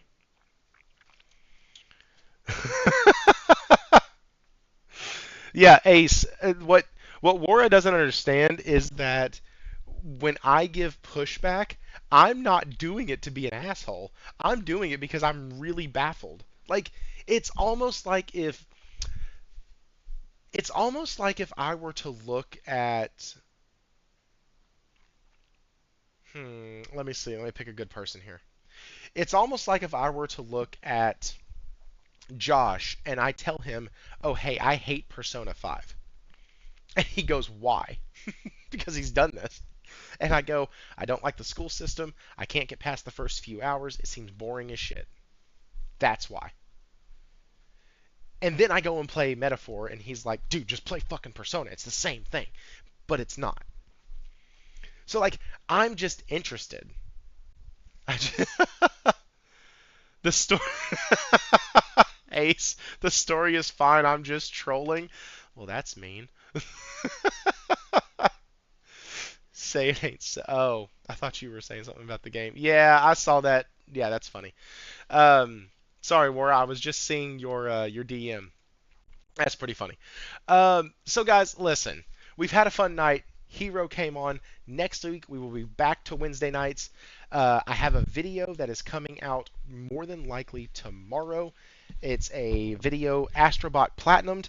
You can go check out my two newest videos of Black Ops 6. We covered that tonight. I break down the article a little bit more in depth on the video because here I have a co-host and I have a guest, and I wanted to make sure that they got to speak. So I didn't cover it as much as I did in the video, so go check that out. And I also did an Assassin's Creed Mirage video. Is it worth $25? It just so happens that it's on sale on Steam for $25, so that video is doing extremely, extremely well. Yeah, once Wara said I'm just trolling, I stopped paying him any attention. Like, that's just... once you tell me that you're just... But I vaguely remember he actually doesn't think that... I think his stance, honestly, is that Ragnarok is not as good as 2018. I think he does believe that. He did have y'all going, though. He had me going. I was like, wait, what in the hell is he talking about? The story was so much more fleshed out in the second one than the first one. But that's also because they had more stuff to work with, in my opinion. But anyways, guys. Oh, and the twists and turns in that game. Oh my god, it was so fun. It was so good. And so, anybody who hasn't played that, go play that. But yes, so we have tons of things that we offer here. You can do all of it, you can do some of it, you can do none of it. You can subscribe, you can like, you can comment, you can join the Discord, you can do anything and everything that your heart's desire. But as of now, at 2 hours and 48 minutes, I am going to call it a night. Y'all have a wonderful time. Thank you all for coming. We will be back Wednesday. I am getting, I think next Wednesday is, I have to get back with you on that.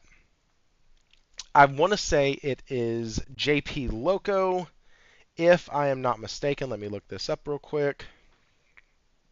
Let me make sure before I say something that is wrong. Nope, it's Zero Steel.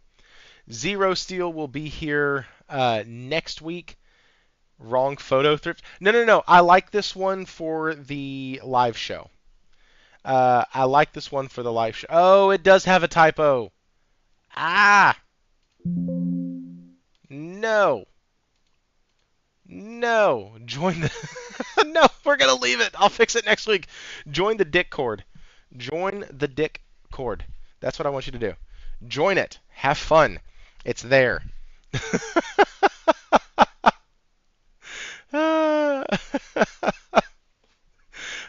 It's the 23rd, yes. The 23rd is where it's at. We're gonna... Listen, guys, y'all don't understand. Wara is literally going to kill me via Discord, via Discord DMs, because I wasn't even rushing. Like, I've been working on and off on the show since this morning. No harm, no foul. Went to the movies, did all that. Wasn't rushing at all. And I completely forgot that I had asked him to change that. And there was a typo. Because he made another one that's going to go at the end of my videos. And so, whoops. And so, if you have like interactions with Wara outside of like this chat, he's very particular. So it's really funny because this is probably killing him. Too much dick courting. That's right. Yes, Zero Steel. It'll be the 24th for you. That's right, guys. Anyways, have a good night. Subscribe if you haven't already. Thank you so much, guys. And as always, stay thrifty.